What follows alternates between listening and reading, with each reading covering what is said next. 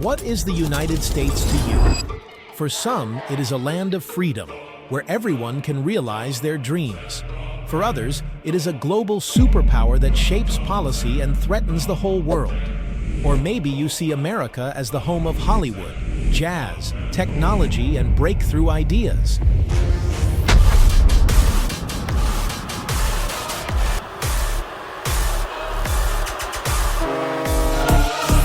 But the history of the United States of America is not just about greatness and achievement. They once began as a small group of disparate colonies on the edge of the New World, surrounded by uncertainty and threat. It was a country of farmers, traders, and settlers who fought for independence and freedom but faced countless challenges.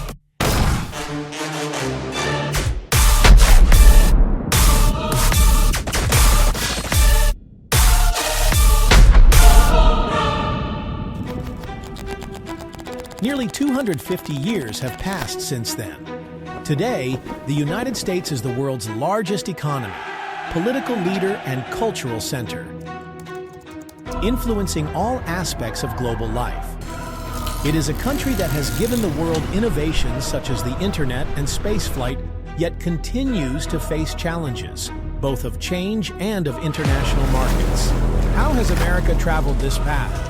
From the first European settlers and the struggle for independence to the global leadership of the 21st century. This video will reveal the amazing history of the United States, its ups and downs, triumphs and tragedies. The history of the United States is a story of struggle, ambition, and the pursuit of freedom. Let's walk through its key stages together and learn how a country that started in kindergarten changed the world. Before the arrival of Europeans, North America was home to hundreds of different peoples who developed unique cultures, languages, and traditions.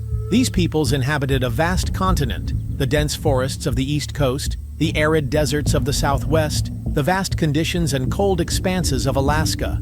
They adapted to a variety of conditions and created a society whose organization and way of life quickly intertwined with modern conditions. The forested regions of the eastern continent, such as the Appalachians and Great Lakes, were home to the Iroquois, Algonquins, and Cherokees. These peoples lived sedentary lives, built villages protected by vision walls, and practiced agriculture. Their staple crops, corn, beans, and pumpkins, called the Three Sisters, accompanied them with food and kept the land fertile. Farming was complemented by hunting and fishing, leading to tribal prosperity. The Iroquois, for example, have created a powerful political confederation consisting of several tribes. Their system of governance, based on consensus principles, creates a defense against external threats. This example of a standard social structure shows the high level of organization parameters of the region. In the Great Limits, where the vast steppes stretched out, the climate and landscape dictated a very different way of life. It was home to tribes such as the Lakota, Cheyenne, and Comanche, whose culture was formed around bison. These animals were essential to them for food, clothing materials, teepees, traditional tents, and tools. Bison were also central to the spiritual life of peoples, and hunting them was accompanied by such rituals. The nomadic lifestyle required lightweight and mobile dwellings. Types made of bison skins and wooden frames could be easily disassembled and transported to a new location. The advent of horses, brought to North America by the Spanish, was a watershed moment. Horses not only increased mobility, but also greatly increased the efficiency of hunting. In addition to hunting, the peoples of the Great Plains Indians were gatherers, harvesting wild berries, roots, and herbs. These resources served both as food preparation and as a device for medicines. Life in relation to the conditions was difficult and required the preservation of knowledge in the natural environment that had been passed down from generation to generation. The southwest of the continent had an arid climate and special conditions for survival. Peoples such as the Pueblo, Hopi, and Navajo lived here. They built their homes out of clay and stone, unique apartment buildings as beautiful as a pueblo. These homes were not only durable, but also well protected from the extreme weather conditions common to the region. One of the main problems was the lack of water. To solve this problem, the peoples of the Southwest developed complex irrigation systems that rotated the collection and redistributed water to irrigate the fields. The major crops here were corn, beans, and pumpkins. Farming was supplemented by gathering as well as raising animals such as turkeys. The spiritual life of these peoples was strongly connected with numerous cycles, rituals related to farming, rules of rain dances, prayers to the spirits of earth and sky. These rituals not only strengthened the connection with nature, but also united the community. The culture of the southwestern peoples has been preserved in architecture, ceramics, and traditional festivals that have survived to this day. On the Pacific coast, natural resources were so abundant that local tribes were characterized by unique crafts and arts. The Haida, Tlingit, Chinook, and other peoples whose lives were closely tied to the ocean and rivers lived here. Fishing, especially the seasonal salmon fishery, was their economy. Surplus fish stocks supported permanent settlements and developed trade. These peoples were famous for their totem poles, which were symbols of their culture. Totems carved from giant trees reflect mythological stories, family histories, and clan statuses. They not only decorated the village, but also served as an important part of rituals and social life. In addition to totems, Pacific Coast tribes have huge canoes capable of carrying large loads over long distances. These boats, carved from solid tree trunks, were important for fishing, traveling, and trading. Items such as elaborate masks and wood carvings suggest a rich mythology and deep connection to the environment. The social structure and way of life of all members of the peoples of North America were intimately connected to nature. They found the land to be more than just a source of resources, a sacred space needed to sustain and protect. Myths, legends, and rituals reflect this philosophy, supporting the interconnectedness of humans with nature. The Iroquois, for example, viewed the earth as the mother that gave life, the sun as the father that ensured its growth.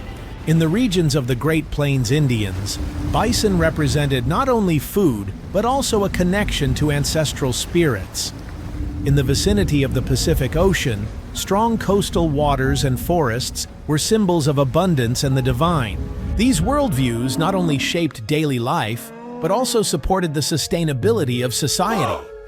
Many rituals were aimed at maintaining a balance in nature, which promoted greater harmony with nature, which significantly influenced their lifestyles, economic activities, and traditions. Each region of the continent dictated its own rules of survival, and the peoples masterfully adapted to these conditions, using natural resources wisely and respectfully. In the east, in the forested areas, the indigenous people practiced farming, hunting, and fishing. Farming was their economy. The staple crops, corn, beans, and pumpkins, such as the Three Sisters, were grown together. The corn provided support for the curly beans, while the broad leaves of the gourd protected the soil from drying out and weeds. This method of farming was not only efficient, but also environmentally sustainable.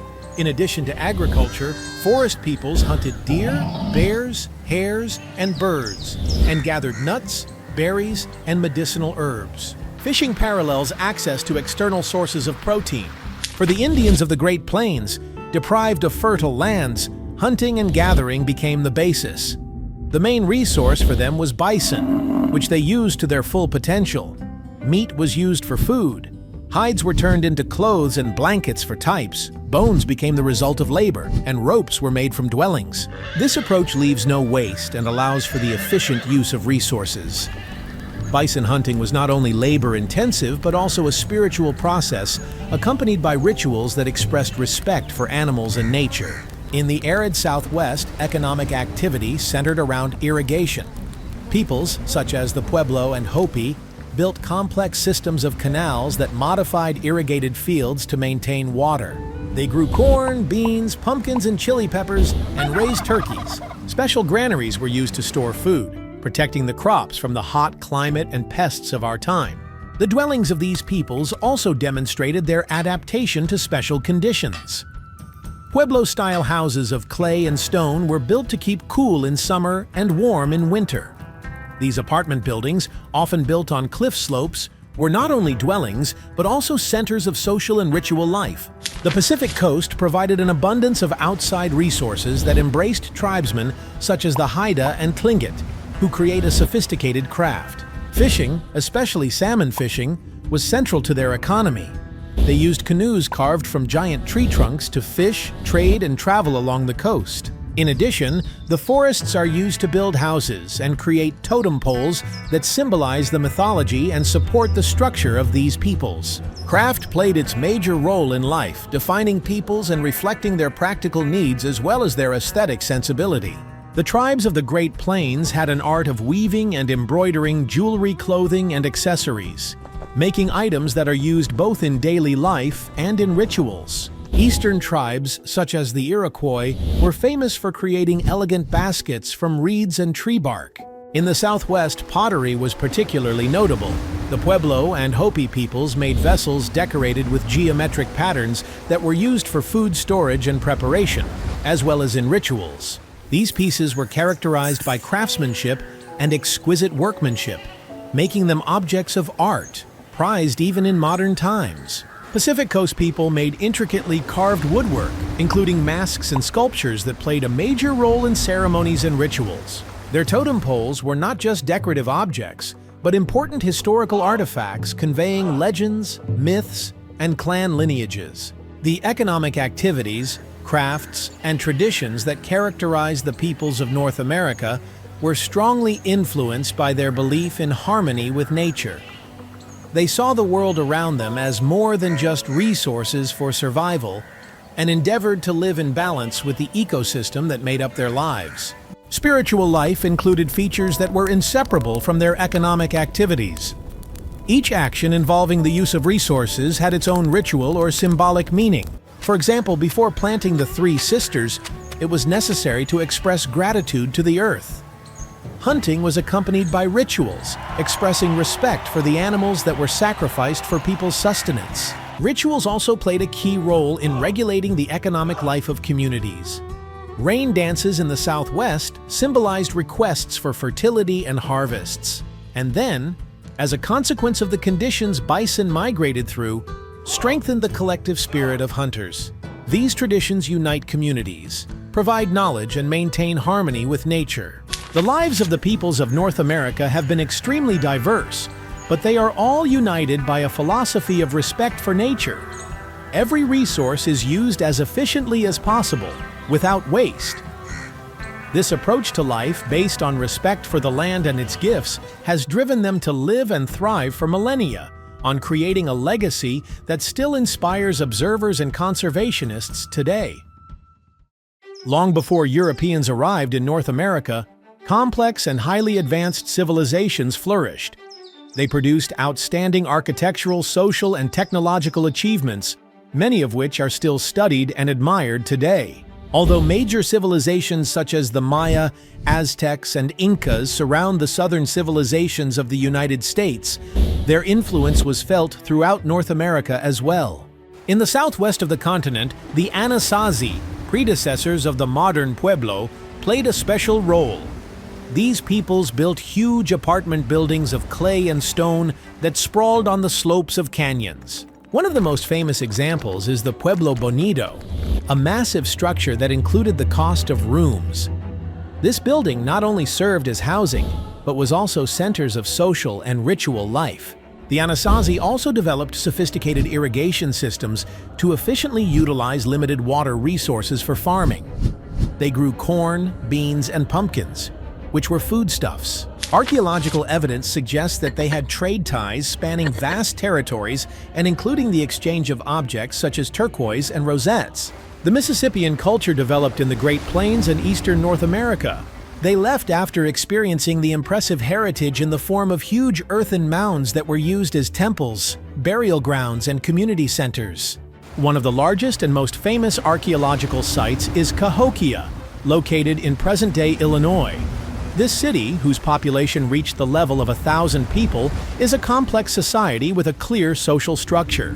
Mississippians developed a farming system based on the cultivation of maize, which became the region's most important crop. Their trade networks covered great distances and developed subjects such as medicine, stone lamps, and exotic materials. They also practiced crafts, making ceramics with exquisite ornaments and metalwork, developing their artistic taste and technical skills. Mississippian culture reached its height in the 12th to 13th centuries, but by the time Europeans arrived, its influence had already waned considerably. Nevertheless, their legacy remains an important trace in the history of the region. The Hopewell culture existed in the northeast of the continent and left behind outstanding monuments in the form of simple earthworks, including mounds and geometric figures. These mounds are often used for ritual burials and as a site for important ceremonies. Archaeological discoveries made in the regions lead to a highly developed culture with an expanding network of these trade links. The Hopewell people create exquisite items of copper, obsidian, kitchen tables, and other materials that are placed in remote regions. Their art represents jewelry, stone carvings, and ceramic vessels, and distinctive building designs. The religious and astronomical aspects of their culture were also evident in the structures believed to have been used to observe the stars and seasonal changes. The Hopewellian social organization was based on small communities that came together for large community projects. The achievements of this culture reached the high level of development of the pre-Columbian civilizations of North America. Their architectural structures, irrigation systems, complex social structure, and craft traditions are evidence of easy ingenuity. Although major civilizations such as the Maya or Aztecs bounded the southern modern borders of the United States, their achievements influenced the northern territories as well. Stoneworking techniques, the establishment of water systems, and the principles of agriculture spread through trade and the frontier. These contacts facilitated the exchange of recommendations that were adapted to local conditions. What made each of these people unique was their ability to find a balance with nature, as well as their ability to create sustainable cultural communities. The Mississippian mounds, Anasazi irrigation forms, and wood carvings of the Pacific Coast peoples look like a natural resource that can be transformed into cultural heritage. These recent achievements are not only part of the past, but also serve as inspiration for the world today. They remind us that respect for the land and harmony with nature are fundamental principles for creating thriving communities. The Age of Discovery began with the dream of a direct western route to Asia. In the 15th century, trade in spices, silk, and other valuable goods from the East played an important role in the economy. However, the traditional routes through the Middle East became increasingly dangerous due to war and Ottoman control. This prompted European powers to seek new routes, and one of the pioneers of this era was Christopher Columbus. Spanish navigator from Colombia, inspired by the maps of his time, suggested that by sailing westward across the Atlantic Ocean, it would be possible to reach the shores of Asia. After many countries found funding, he received the support of the Spanish crown. Queen Isabella and King Ferdinand led the funded expedition, seeing it as a chance to strengthen Spanish influence and find riches. On August 3, 1492, the three ships, Santa Maria, Pinta, and Niña, left the port of Palos. The journey was long and full of danger. The crew suffered from lack of food, fatigue, and fear of the unknown. Despite the difficulties, October 12, 1492 ships reached land, which Colombia named El Salvador. Columbus and his crew continued to explore the Caribbean region, including Cuba and Haiti. These lands impressed them with their high wealth and friendly populations. Columbus was confident that he had reached the fringes of Asia and enthusiastically returned to Spain with tales of discovery. In 1493, Columbus made a second voyage, this time with a much larger fleet and number of men. He returned to Hispaniola, establishing the first permanent European settlement in the Americas, La Navidad. However, the colonists faced enormous difficulties in their new location. Lack of resources, conflicts with indigenous peoples, and internal struggles undermined their efforts. Columbus made two more voyages, exploring the Caribbean Sea and the coast of Central America. But as it became clear that he had not reached Asia, the beginnings of his influence began to fade. Despite this, his discovery paved the way for further expeditions and cemented Spain's status as royal maritime powers. At the same time, Columbus's expeditions marked the beginning of a new era, the Age of Colonization. It was a point of reference involving cultural change, economic opportunity, and conquest that changed both the New World and Europe forever. Columbus's voyages began a massive interaction between two previously isolated worlds. This interaction, known as the Columbian Exchange, often exchanged food, animals, technology, and harm, but also had devastating consequences for the indigenous populations of the Americas. Europeans brought grain crops such as wheat and barley to the New World, as well as sugarcane, which became one of the traditional plantation crops. Domestic animals, horses, pigs, cows, and chickens, dramatically changed life according to the parameters. For example, horses introduced by the Spanish became a key element in the culture of the Great Plains Indians, increasing the tribe's mobility and their ability to hunt bison. From the Americas came products that revolutionized European agriculture and cuisine. Potatoes, corn, tomatoes, and cacao spread rapidly around the world, changing diets and stimulating economic growth. Potatoes, for example, became a staple food in Ireland and elsewhere, and became the basis for the chocolate demonstration. However, the exchange between Europe and America is not only about useful news. With the spread of ships to the new continent, the income from diseases, smallpox, measles, and influenza. These diseases, to which the constituent regions were not immune, caused epidemics that wiped out millions of people.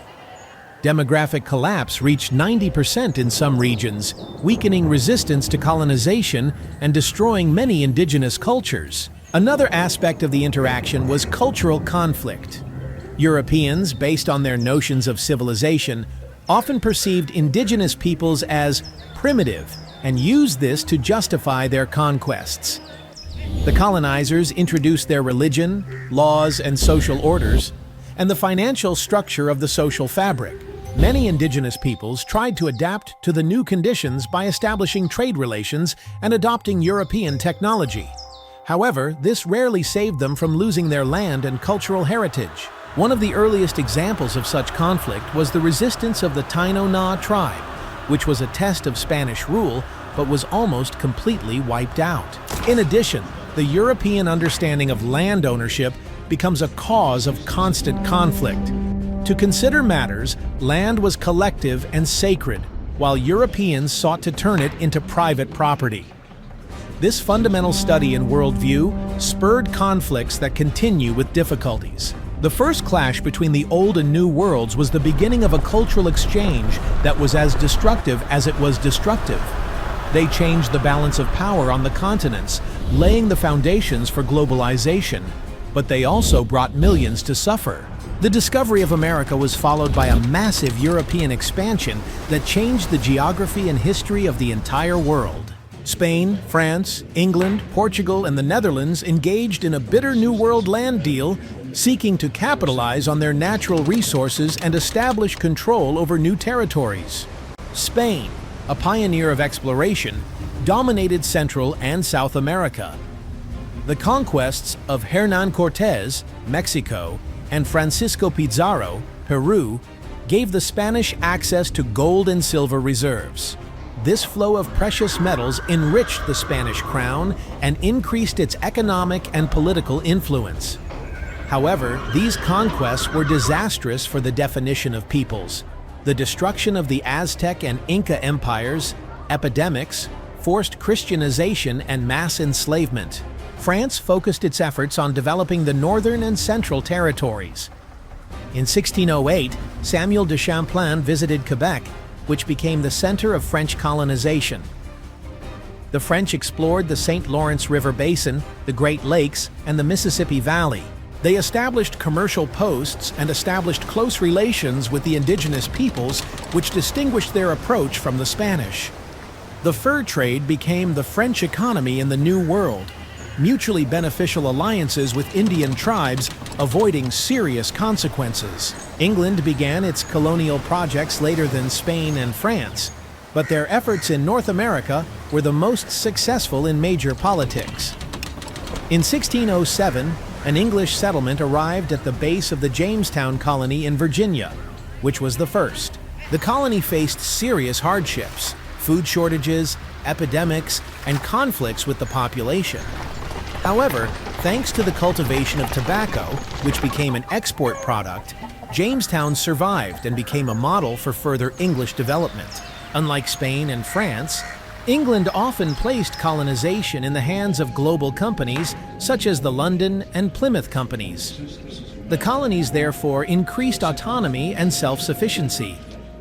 By the mid-17th century, 13 British colonies had been founded. Southern colonies such as Virginia, North and South Carolina focused on plantation farms. Tobacco and cotton became alternative export crops that required large amounts of labor. By the end of the 17th century, a system of slavery had spread, using African slaves brought across the Atlantic Ocean. The middle colonies, such as New York, Pennsylvania, and New Jersey, developed as centers of commerce and agriculture.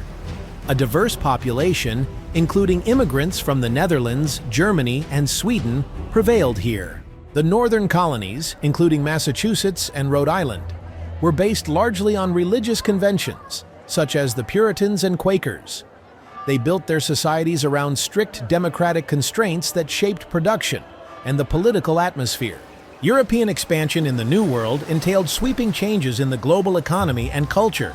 The emergence of new products and resources, such as potatoes, corn, sugarcane, and tobacco, stimulated trade and agriculture in the Old World. At the same time, the use of African slave labor in the plantation economy laid the foundation for the transatlantic slave trade. Slavery became part of the economy of the southern colonies. African slaves brought to the Americas were forced to work on plantations under inhumane conditions. This led to the formation of a society in which slavery became a social hierarchy. The economic dependence on slavery caused deep contradictions that later led to conflicts and upheavals. The Netherlands, for example, formed the colony of New Amsterdam, future New York, in 1624, which soon became one of the largest trading centers in the region.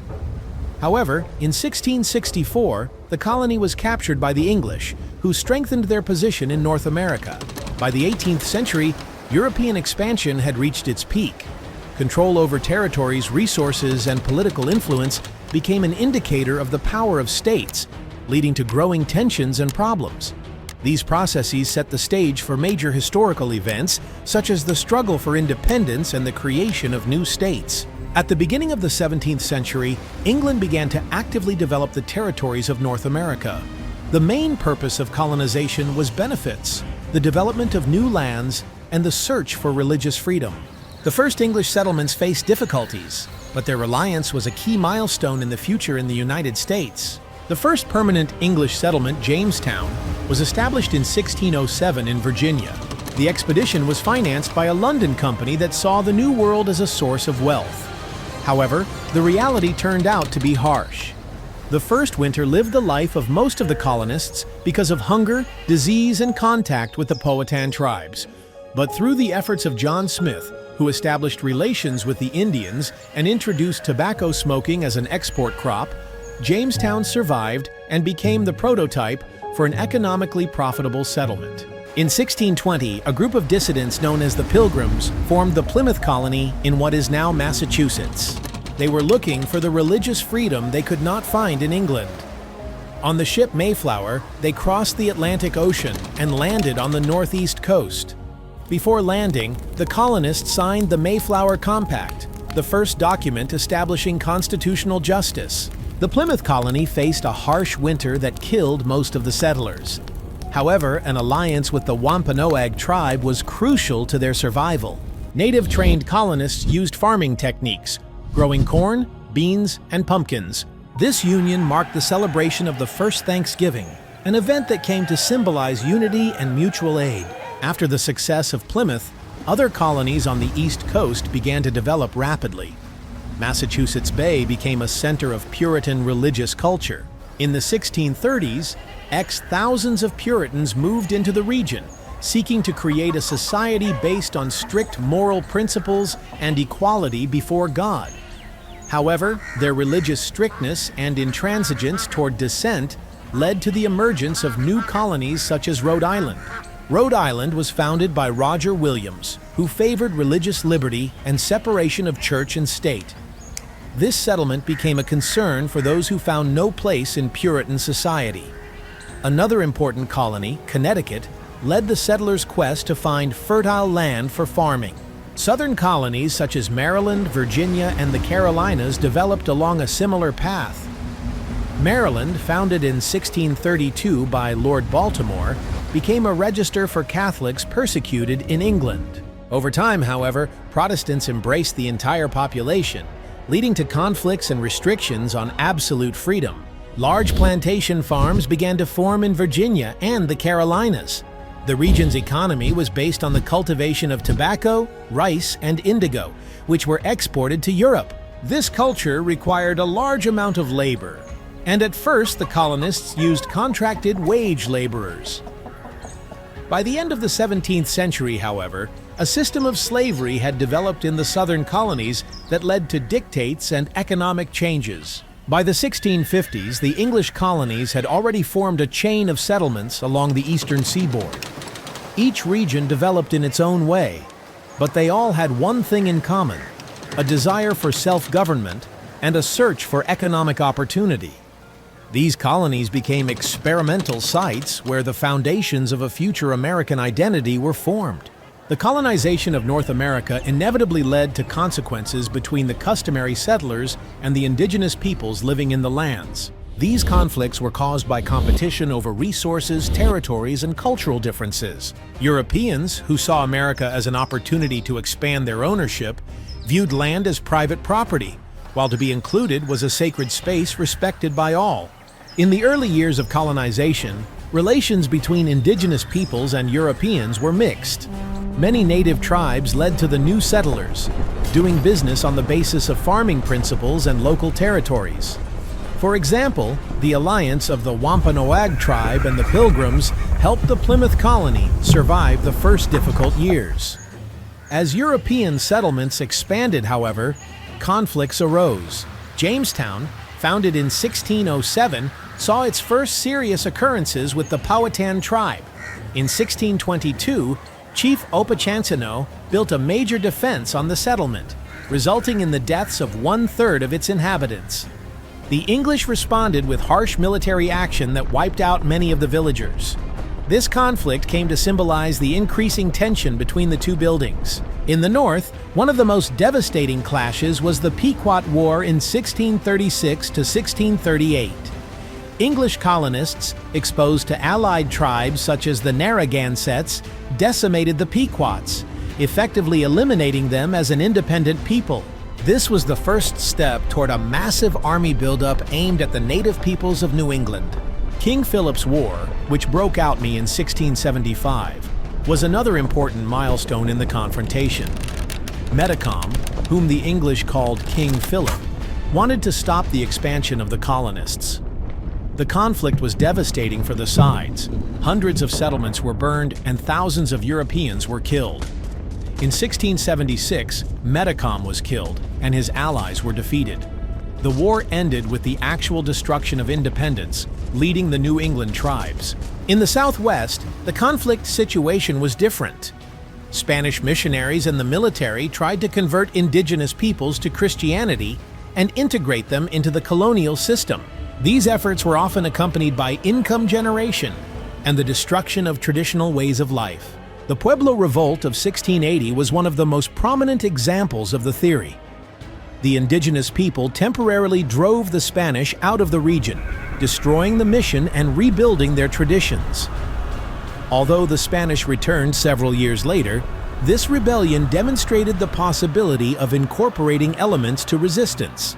Conflict in the expansion of the British colonies in the 18th century shifted westward to the Ohio River Valley and the Great Restraints. Indigenous peoples, such as the Shawnee, Delaware, and Iroquois, resisted expansion in defense of their land. The Pontiac Rebellion of 1763 came to symbolize this resistance.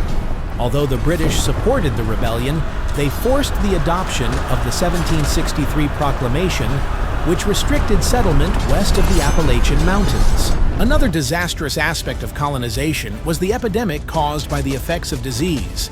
Smallpox, measles, and influenza wiped out millions of residents, often devastating entire villages. These epidemics created popular opportunities that effectively facilitated colonization and destroyed their social structure. Demographic collapse in the regions reached 90%. one of the most tragic aspects of some eras of colonization. By the end of the 18th century, most of the major restrictions had been suppressed. Their territories were increasingly shrinking, and the Near People's way of life was being disrupted by the onslaught of the principle of culture and economic activity. Nevertheless, resistance did not disappear. Indigenous peoples continued to fight for their identity and land despite brutal repression and unequal conditions. The conflicts between the indigenous peoples and the colonizers were a symbolic accident of two worlds. It was not just a struggle over walls, but a clash of two very different views of life, nature, and society. These events have remained an unexplored footprint in North American history and continue to remind us of the complexity and tragedy of the colonization period. By the 18th century, the 13 British colonies on the east coast of North America had formed a unique society based on the traditions of the European Union and the new realist New World. Colonists seek to create thriving communities that promote economic stability, personal freedom, and religious independence. Each region of the colonies developed differently. In New England, life centered around community and private values. The Puritans built their settlements with the goal of creating a city on a hill, a society based on strict moral principles.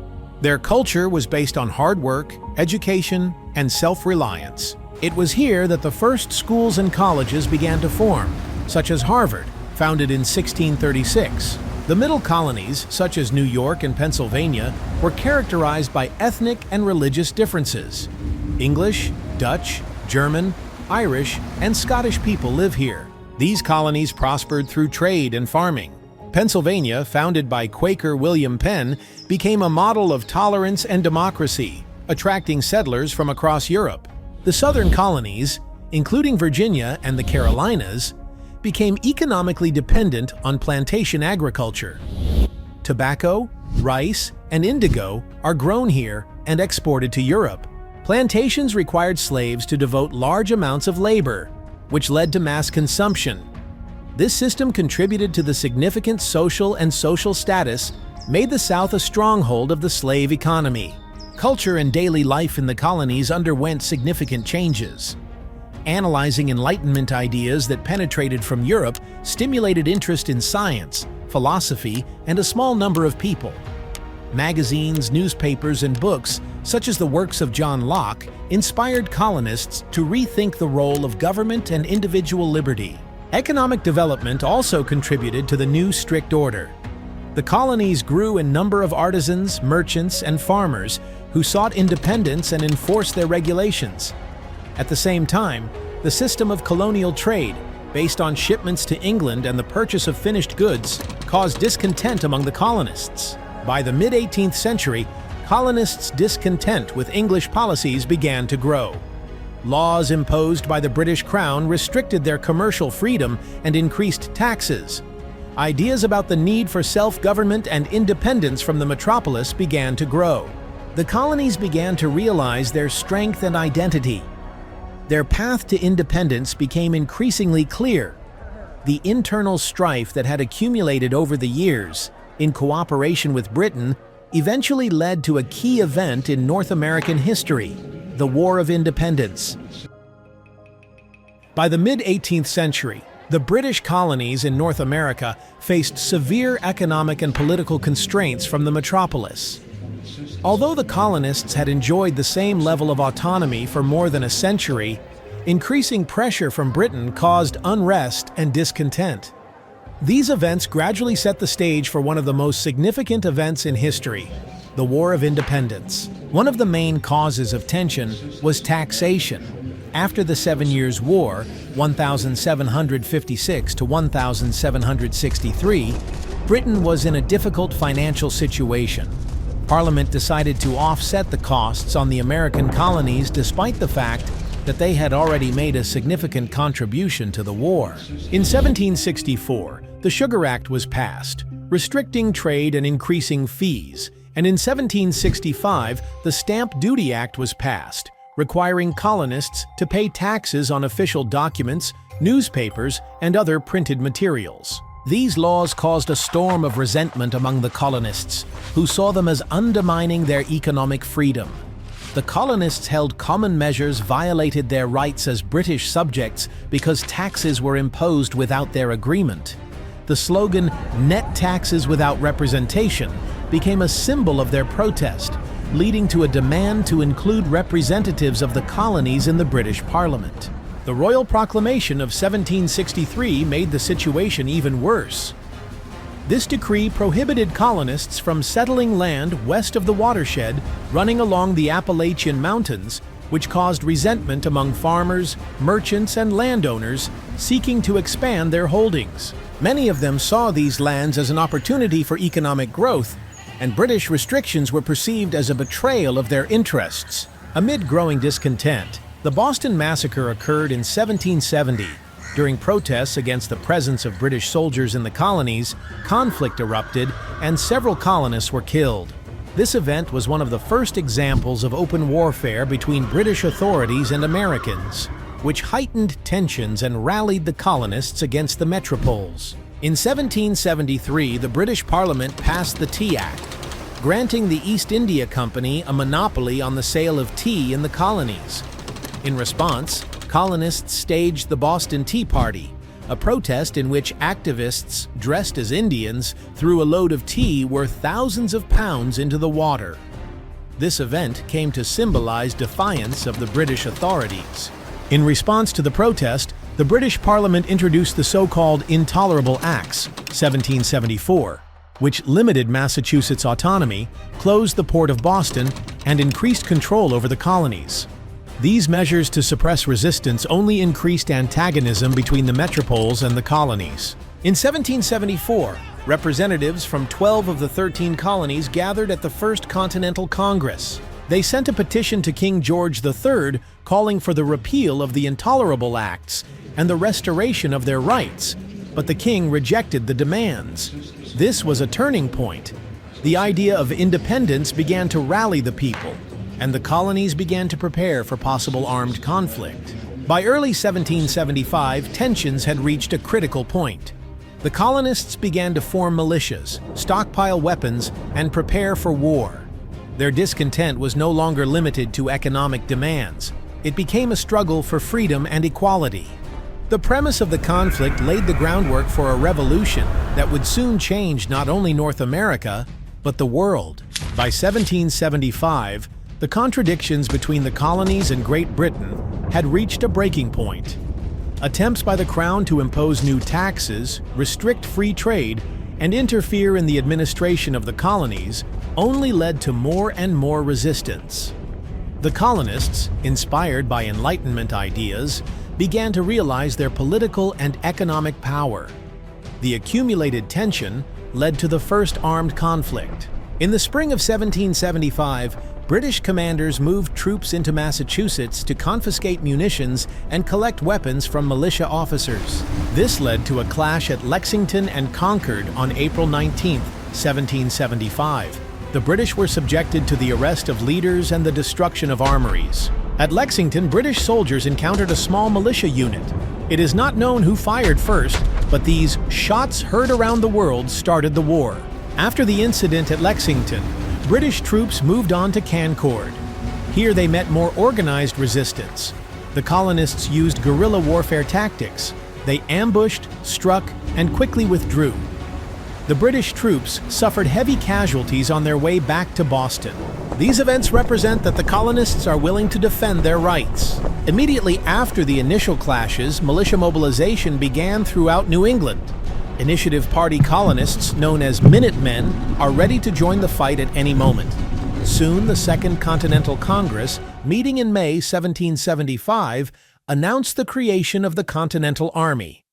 Washington, who had experience in the French and Indian War, was appointed commander-in-chief in Georgia, making him the best candidate. In the summer of 1775, American and British forces clashed at the Battle of Bunker Hill. Although the British were able to capture the colonists' positions, this victory came at a high price. Casualties among the British troops were notable. For the colonists, it was proof that they could hold off the British regular army. While besieging Boston, the Americans gradually strengthened their position. In early 1776, the colonists captured artillery from Fort Ticonderoga and used it to fortify positions around the city. Under threat, British troops left Boston in March 1776, marking the first notable victory for the colonists. Despite the successes, the situation for the colonists remained difficult.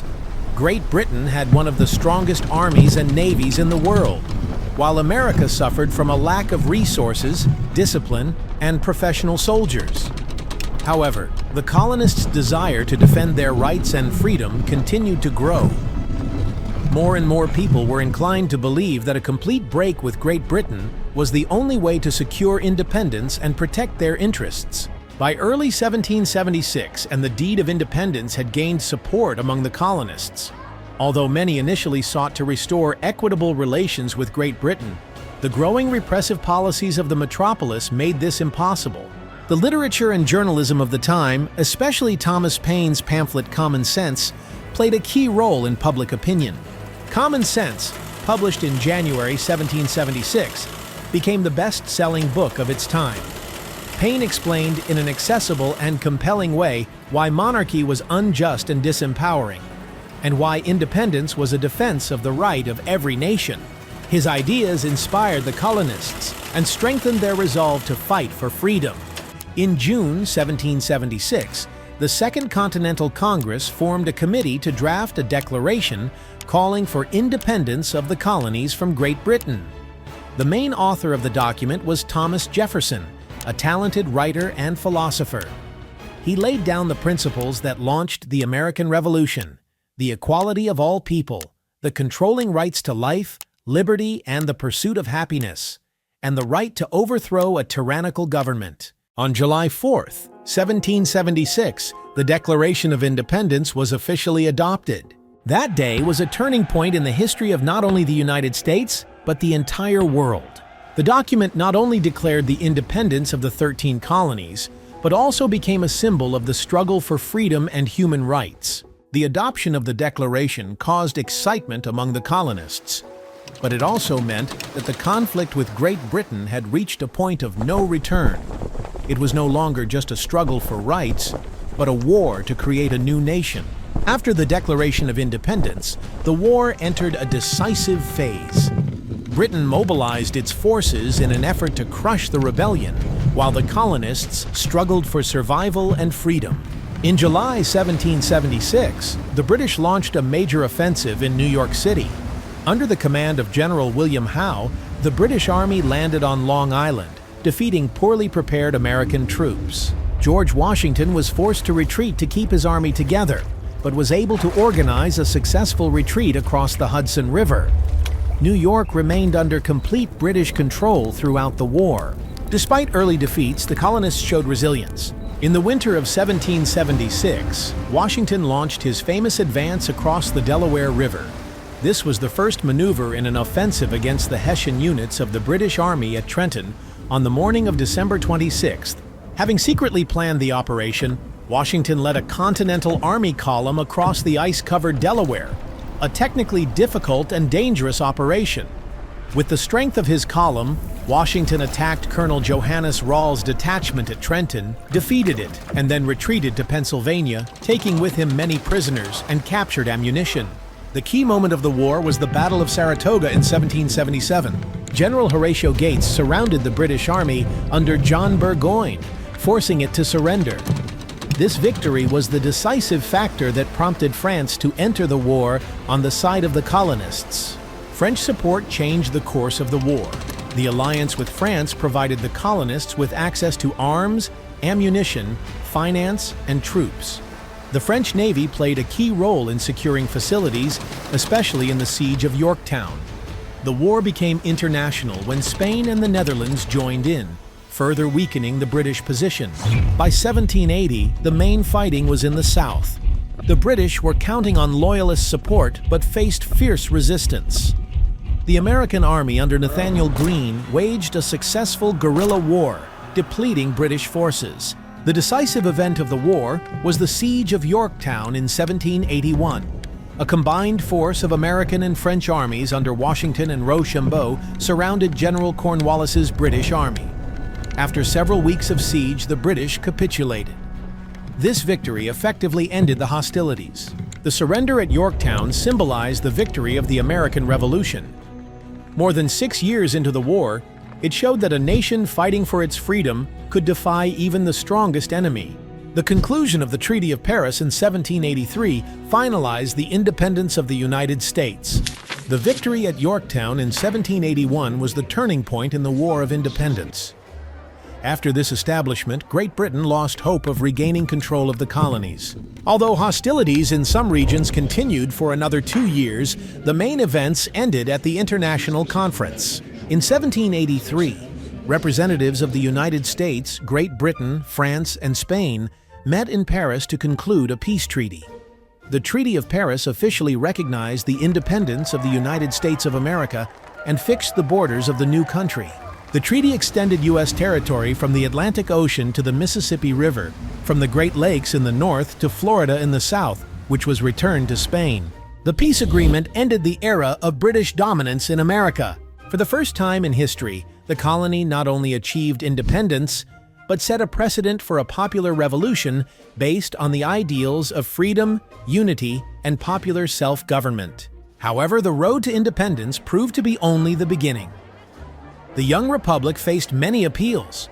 The need for a new system of government to unify the disparate states into a single nation. Questions about the role of the federal government, states' rights, international relations, and capacity development became major topics of discussion in the post-revolutionary period. After independence, the United States faced a difficult task: building a new political system that would allow the 13 states to unite while retaining their autonomy. The first steps in this direction were the Articles of Confederation, established in 1781. However, the Articles created a weak central government unable to effectively regulate commerce, collect taxes, or resolve interstate conflicts. This weakness became particularly evident during the Shays' Rebellion in Massachusetts in 1786, when farmers, dissatisfied with international taxes and economic hardship, rose up in armed rebellion. The central government proved incapable of handling this crisis, prompting the country's leaders to overhaul the system of governance. In 1787, a constitutional convention convened in Philadelphia, where state representatives drafted a new constitution.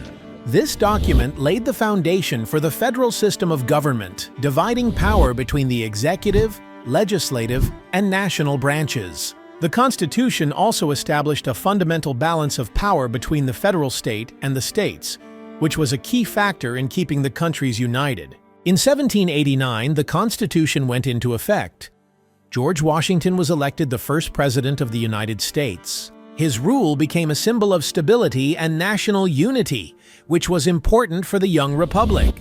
During this period, the foundations of the American economy, military, and diplomacy were laid, which allowed the country to strengthen its position on the international stage. The transition from revolution to republic tested the new nation. The United States faced challenges such as the means of national identity, resolving relations with indigenous peoples, and establishing foreign relations. However, the spirit of freedom and fidelity to democratic principles are helping the country to overcome these challenges and begin the journey towards leaving the one-world state. The 19th century was a period of tremendous growth for the United States. Since the signing of the Treaty of Paris in 1783 and the conclusion of the War of Independence, the country has sought to develop new lands, expand its borders, and position itself as a leading force on the continent. Territorial expansion was not only a geographical, but also an ideological process driven by the concept of destiny within, manifest destiny. This idea asserted that the United States was destined to develop lands from the Atlantic to the Pacific, to spread democracy, freedom, and progress. The first major step toward expansion was the purchase of Louisiana from France in 1803. For $15 million, the U.S. doubled its borders by gaining control of the strategically important Mississippi River and the Port of New Orleans. Covering more than 2 million square kilometers, these lands offer tremendous opportunities for agriculture and trade. Immediately following the transaction, an organized Lewis and Clark expedition, began to explore the new territories. The expedition lasted from 1804 to 1806 and was an important milestone in the exploration of uncharted lands. Lewis and Clark created large-scale maps, studied flora and fauna, and made contact with indigenous peoples, many of whom helped the expedition survive. This project not only opened up new land to settlers, but also shaped perceptions of the vast possibilities of the Western territories. In the 1820s and 1830s, the United States continued to expand. In 1821, Florida officially became part of the country after a treaty with Spain. At the same time, the Texas territories belonging to Mexico were increasingly attracting American attention. American settlers who settled the region soon began negotiating for Texas independence. In 1836, after victory at the Alamo and victory at the Battle of San Jacinto, Texas declared independence, and in 1845 became part of the United States. The annexation of Texas provoked the Mexican-American War, 1846 to 1848, which was the next phase of territorial expansion. After the United States won the war on Guadalupe Hidalgo's terms, the country gained a vast amount of territory, including California, Arizona, New Mexico, Nevada, Utah, and parts of other modern states. These lands not only increase the country's territory, but also provide access to considerable wealth, including gold and agricultural resources. The California Gold Rush, which began in 1848, was the catalyst for further expansion. The discovery of gold at Sutter's Mill attracted hundreds of thousands of settlers from around the world, which spurred the development of the region. California quickly transformed from a little-known territory to a key state in the Union, officially joining in 1850. The gold rush stimulated the labor movement, including new roads, railroads, and ports. By the mid-19th century, the construction of the Transcontinental Railroad was a necessary step in the development of Western lands. Completed in 1869, it connected the eastern and western states, allowing for the rapid movement of people and goods. The railroad became a symbol of progress and national unity, integrating the new territories into the country's economic and political system. However, territorial expansion entailed serious conflicts with indigenous peoples. The constant encroachment of settlers on their lands disrupted the order of life and caused mass resistance. U.S. government policy toward these peoples became more stringent, especially after the passage of the Indian Removal Act 1830. This act legalized the authority to relocate peoples from their ancestral territories in the West. The most tragic result of this policy was the Road of Tears, the relocation of the Cherokee and other tribes from the southeastern states in the 1830s.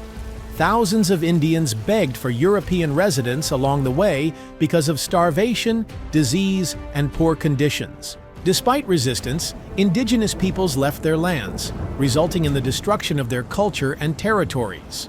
The westward expansion also caused ecological changes. The development of new lands led to massive deforestation, bison extinction, and ecosystem changes. These changes, while boosting the economy, have had long-term effects on the environment. By the end of the 19th century, the United States was completing its continental boundaries. Territorial expansion brought vast resources, new opportunities, and enhanced the U.S.'s role as a rising power.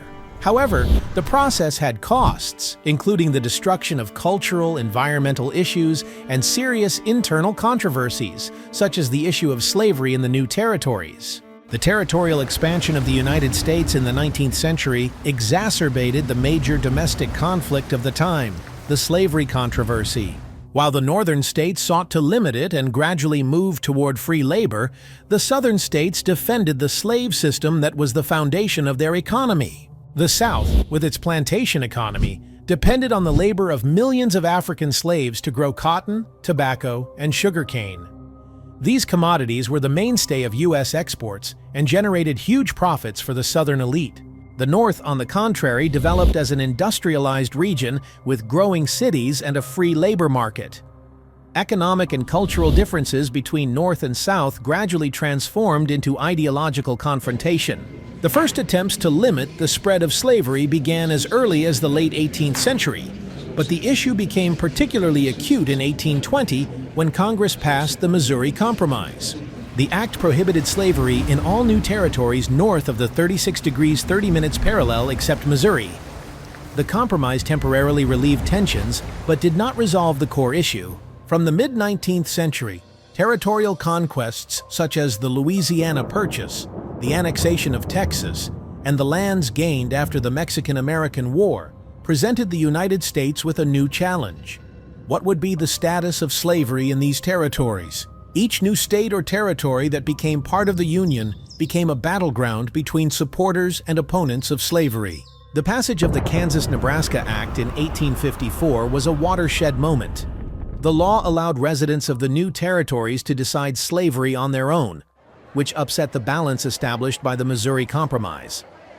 This sparked an outbreak of violence known as Bloody Kansas, where supporters and opponents of slavery engaged in armed clashes as they fought for control of the territory. The abolitionist movement, which was active in the North, became a powerful force threatening the slave system. Leaders of the movement, such as William Lloyd Garrison, Frederick Douglass, and Harriet Tubman, used publications, public speeches, and direct action to fight slavery. Harrison's newspaper, The Liberator, promoted the immediate emancipation of slaves, and former slave Frederick Douglass inspired millions with his autobiography and speeches calling for equality. The book Harriet Beecher Stowe's Uncle Tom's Cabin, published in 1852, played a special role in shaping public opinion. This novel emotionally revealed the cruelty of slavery, causing a storm of indignation in the northern states and increasing the discontent of the Southerners. The book became a symbol of anti-slavery sentiment and had a tremendous impact on public opinion. In the South, slavery was considered not only an economic necessity, but also part of social and cultural identity. Southerners argued that the slave system was moral and even beneficent, claiming that it civilized slaves. Many Southern elites saw abolitionists as a threat to their way of life and prepared to defend their rights with arms. Political conflicts between the North and South became more and more intense. The formation of the Republican Party in 1854, which opposed the expansion of slavery into new territories, was a challenge to the South. At the same time, each new compromise, whether the Missouri Compromise or the Compromise of 1850, only delayed the inevitable split. The election of Abraham Lincoln as president in 1860 was the last straw.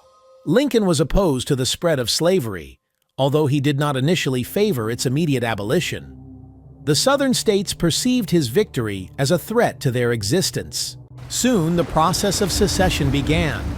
First South Carolina, and then 10 other states announced their secession from the Union, forming the Confederacy. By early 1861, the social divide had reached its climax. The North-South divide could no longer be resolved by compromise. Tensions that had been building up for decades turned into an armed confrontation that soon escalated into a civil war. The Civil War was not only a conflict in the history of the United States, but also shaped the future of the nation. The war covered the entire American continent. It destroyed more than 600,000 lives and left an indelible mark on the political, economic, and social development of the country. The conflict began on April 12, 1861, with Confederate resistance at Fort Sumter in South Carolina. This event began an open confrontation between the northern states, Union, and the southern states, which declared their independence and formed the Confederacy. The war erupted over the ongoing differences between the two regions. Although the main conflict was over slavery, there were other reasons behind it: states' rights, domestic differences, and political dominance. At the outset of hostilities, both sides expected to win. The North had numerical and industrial superiority, providing an advantage over the South. The concentration of most of the factories, weapons factories, and aid methods in the north of the Union states was a major advantage in the war. In addition, the North had access to a more developed banking system that allowed for quick mobilization of finances. The South, by contrast, relied on exports, relying on Britain and France, with whom the southern states had major economic relationships, to provide constitutional and military support for the Confederacy. However, this strategy did not pay off. The European countries chose a neutral position, preferring not to start a conflict with the Union. Nevertheless, the Confederate Army and talented commanders such as Robert E. Lee and Thomas "Stonewall" Jackson brought many quick victories to the South. Strategy and tactics played a key role in the early years of the war. Northern generals, such as George McClellan, demonstrated indecisiveness that forced Southern troops to maintain tactical victory despite their smaller numbers. The First Battle of the Bull Run in July 1861 ended in Union defeat, causing shock among the Northern population and making the authorities realize the serious significance of the war. This document proclaimed the freedom of all slaves in the Confederate States, which changed the nature of the war from a fight to preserve the Union to a support for freedom and equality. The issuance of the Emancipation Proclamation in January 1863 had far-reaching consequences. It strengthened support for the Union among abolitionists and freed thousands of slaves who became active in the war by joining the Union Army. By the end of the war, more than 180,000 African Americans served in its ranks, and through their actions not only strengthened the Army, but also demonstrated their contribution to achieving victory. 1863 was a turning point in the war. The Battle of Gettysburg took place in July and was the largest and one of the most important battles of the Civil War. General Robert E. Lee's army attempted to move the hostilities north, hoping to undermine Union morale. However, the reflection ended in a Confederate defeat, after which Lee was forced to retreat. This battle ended the advance northward and marked the beginning of a significant decline in the South. Union successes in the West. After a long siege, General Grant's troops captured Vicksburg, securing control of the Mississippi River. This victory tore the Confederacy in two, seriously undermining its ability to coordinate action. Grant introduced the crisis of total war, realizing that victory depended not only on destroying the army, but also on undermining its economy and will to resist. One of the key operations was General William Sherman's March to the Sea. In 1864, Sherman's army marched through Georgia, destroying Confederate infrastructure, farms, and supplies. This tactic caused serious damage in the South, hastening the end of the war. By early 1865, the Confederate position had become exceptional. The Southern economy was devastated, resources were depleted, and the army was severely weakened. Union forces launched an offensive on the Confederate capital of Richmond. In late 1865, General Robert E. Lee capitulated to Ulysses S. Grant at Appomattox, which ultimately ended the Civil War. The Civil War had left deep wounds in the historical society. Nearby towns and farms in the South lay in ruins, and the region's economy was all but improved. Amid the devastation and loss, there was a need to re-examine the country and slow down the social and political divisions created by the war. The best outcome of the conflict was the eventual abolition of slavery. In December 1865, the 13th Amendment to the Constitution was ratified, which legally banned slavery throughout the United States. The move marked a new period in the country's history, but it also presented many new challenges, including the integration of millions of freed slaves into society. President Lincoln, whose determination and leadership played a key role in the Union victory, did not live to see the end of the war. April 14, 1865 in Washington, D.C., at a performance of Our American Cousin at Ford's Theater, Lincoln was fatally shot in the head with a pistol shot by a Southern supporter, actor John Wilkes Booth. This tragedy became a national tragedy that only intensified the divisions in approaches to Southern Reconstruction. Despite the victory, the Civil War left many unresolved issues. North and South continued to exist as two different worlds, separated not only by economic but also by cultural barriers. The struggle for equality and rights that began during the war became a long and complex process that would shape the development of the United States throughout the next stages. After the Civil War ended, the United States entered a period of Reconstruction that lasted from 1865 to 1877. This phase focused on rebuilding the country, reintegrating Southern states into the Union, and granting rights to freed slaves. However, Reconstruction proved to be a complex and controversial process that uncovered deep social and political divisions. The 13th Amendment, ratified in December 1865, officially banned slavery throughout the United States. This was the first step toward creating a new society where millions of freed slaves were given a chance at freedom. However, their integration into American life faced obstacles. President Andrew Johnson, who succeeded Lincoln after his assassination, offered a soft approach to the South. He sought the rapid reintegration of former rebellious states without requiring significant changes in the rights of African Americans. This approach drew criticism from radical Republicans who were committed to social reform. In 1867, Congress took control of the Reconstruction process by enacting the Reconstruction Acts. The South was divided into 5 military districts where federal troops enforced the new laws. During this period, the 14th Amendment, guaranteeing citizenship to all born in the United States, and the 15th Amendment, guaranteeing voting rights to all men, regardless of race, were passed. Despite significant legislative changes, Reconstruction faced fierce resistance in the South. White elites, who had lost their former dominance, began an active struggle to regain control. Included were so-called black codes, laws that restricted the rights of African Americans, effectively making them dependent workers. Organizations such as the Ku Klux Klan used revenue and intimidation to stifle political activism among Black Americans and their allies.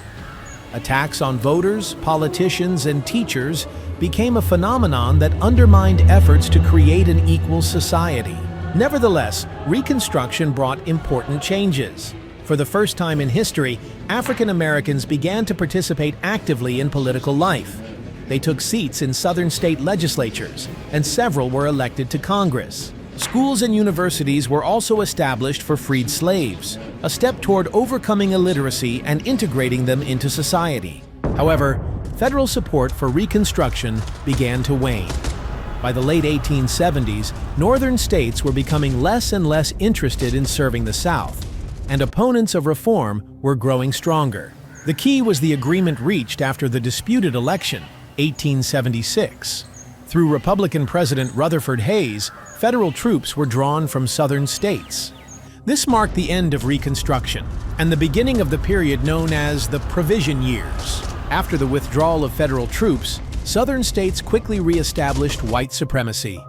Jim Crow laws were passed, introducing a system of racial segregation and disenfranchising African Americans. These laws remained in place until their repeal in 1964, ensuring racial conformity. After the Civil War, the United States entered an era of rapid economic growth known as the Gilded Age, 1870 to 1900. This period was a time of major change as the country transformed from an agrarian society to one of the world's leading industrialized powers. However, the glitter of successes masked social problems, corruption, and deep inequality. One of the driving forces behind the economic transformation was the construction of railroads. The completion of the first transcontinental railroad in 1869 became a symbol of national progress. The railroad network linked eastern and western states, accelerating trade, relocation, and integration of territories. These highways provided transportation for key commodities, coal, steel, agricultural products, and were a catalyst for the growth of other industries. The industrial boom was also driven by the introduction of new technologies and the discovery of natural resources. The development of industries such as steel, oil, and textiles made the United States a leader in industrialized manufacturing. Andrew Carnegie created the largest steel corporation by utilizing modern production methods and aggressive business strategies. John D. Rockefeller founded Standard Oil, which dominated the oil market, controlling nearly 90% of the country's refining.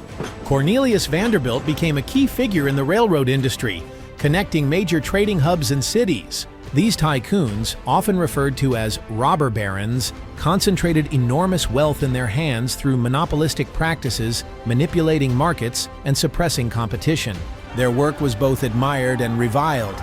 Many saw them as symbols of the American dream, while others saw them as perpetrators of social inequality.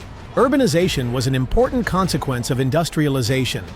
Major cities such as New York, Chicago, Boston, and Philadelphia grew rapidly, becoming industrial and financial centers. By the end of the century, nearly 40% of the U.S. population lived in urban areas. signaling a significant demographic change. Millions of immigrants from Europe became the basis for the labor force in the factories and railroads.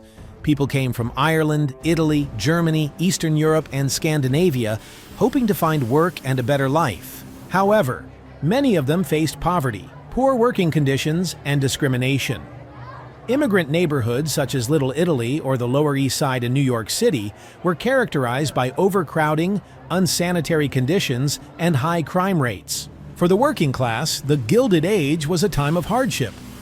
Workers in factories and mines labored 12 to 14 hours a day for low wages without any social protection.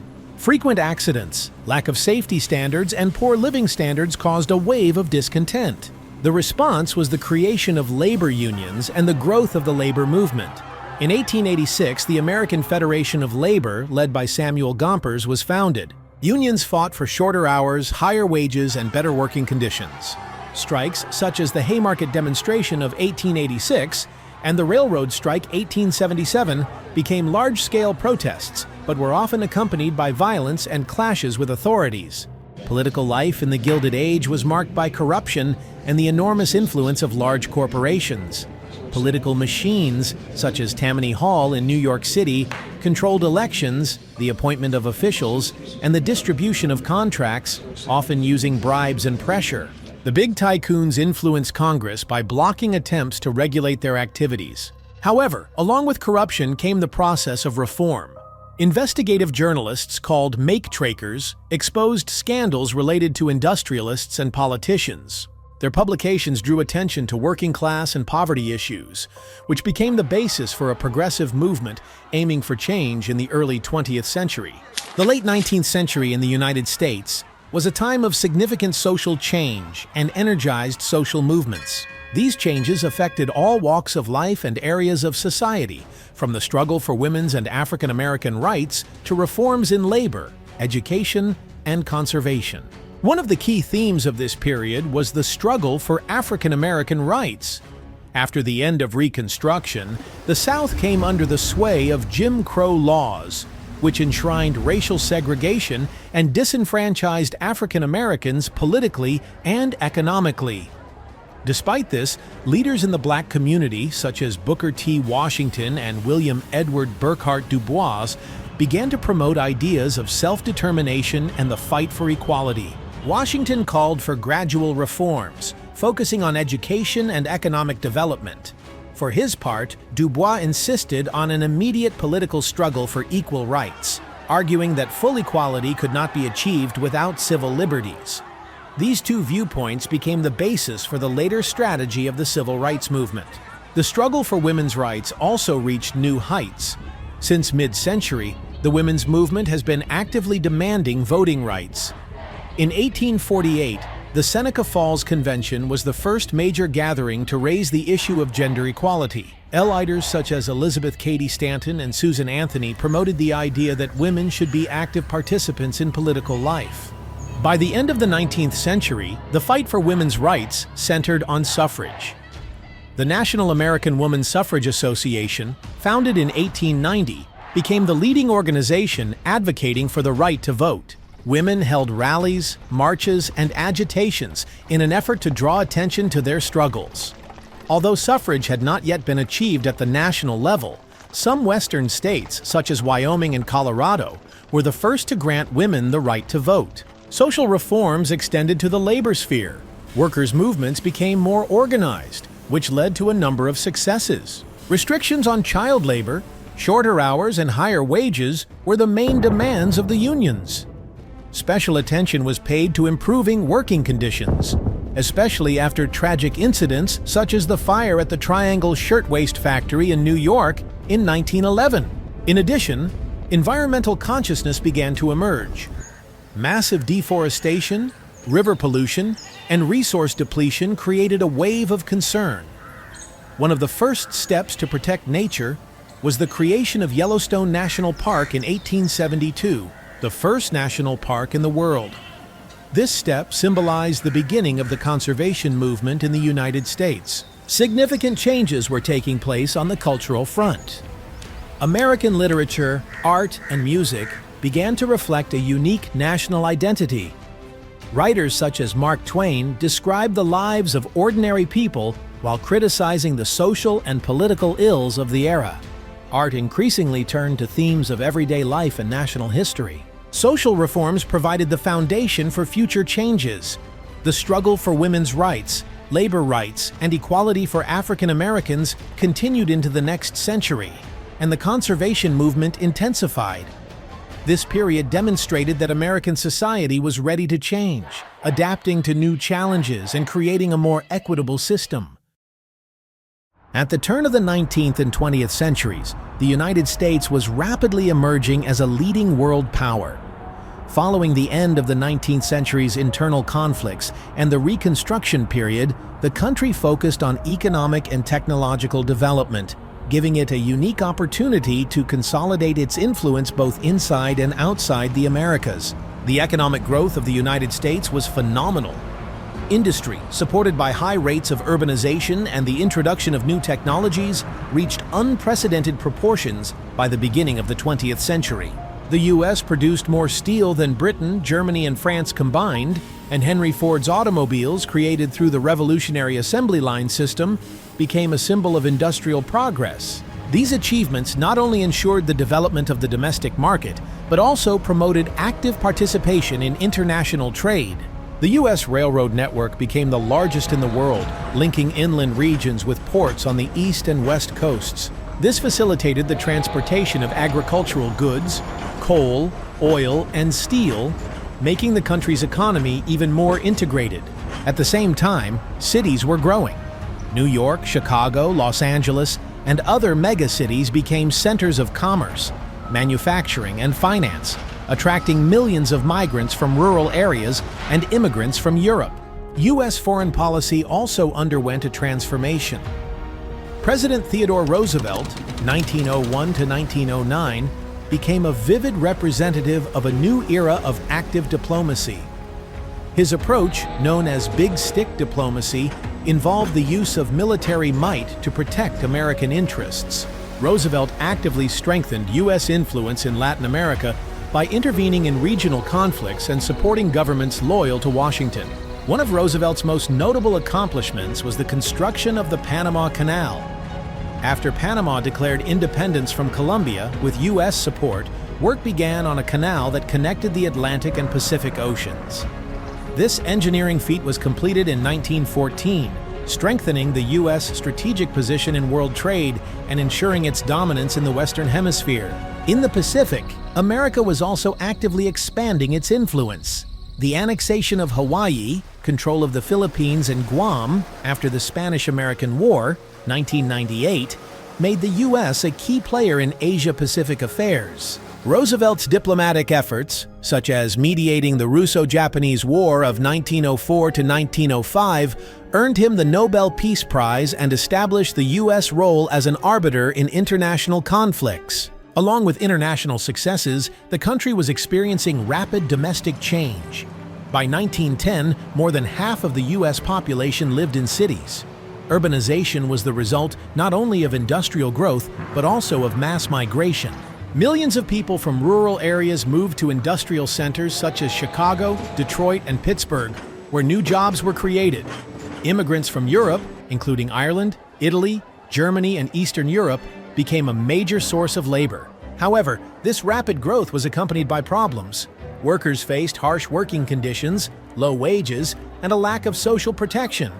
There was overcrowding in large cities and unsanitary conditions and high crime rates in poor neighborhoods.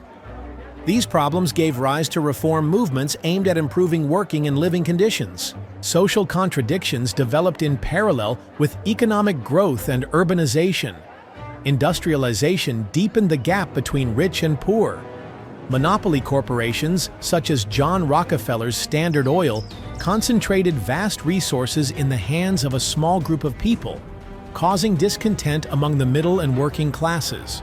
Strikes and worker protests became commonplace, especially in industries such as coal mining and railroads. Against this background, the labor movement began to emerge. Organizations such as the American Federation of Labor, AFL, fought for shorter working hours, higher wages, and better working conditions. Although government support for the working class was limited in the early part of the century, the rise of the social movement forced politicians to pass the first laws regulating labor relations. In addition, during this period, the United States began to build a system of national parks. The environmental movement supported by Roosevelt led to the creation of conservation areas such as Yellowstone and the Grand Canyon. This was an important step in preserving the country's natural heritage. The Progressive Era, 1901 to 1917, was a time of significant transformation in the social, economic, and political life of the United States. The Progressive movement embraced a diverse cross-section of society, from journalists and academics to politicians and activists, who sought to create a more just and stable country. Roosevelt epitomized progressive reform. His square deal policies included protecting the interests of the working class, controlling large corporations, and preserving natural resources. He was the first president to openly oppose monopolies, and his fight against trusts became a key aspect of domestic policy.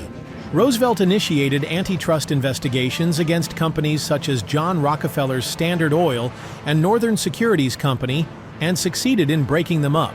These actions not only reduced the influence of large corporations, but also strengthened the federal government's role in regulating the economy. Roosevelt's social reforms also affected working conditions.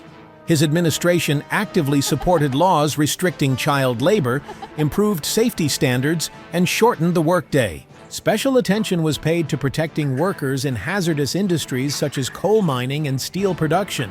After the tragedy at the Triangle Shirtwaist Factory in 1911, where a fire killed more than 140 people, mass protests began across the country demanding better working conditions.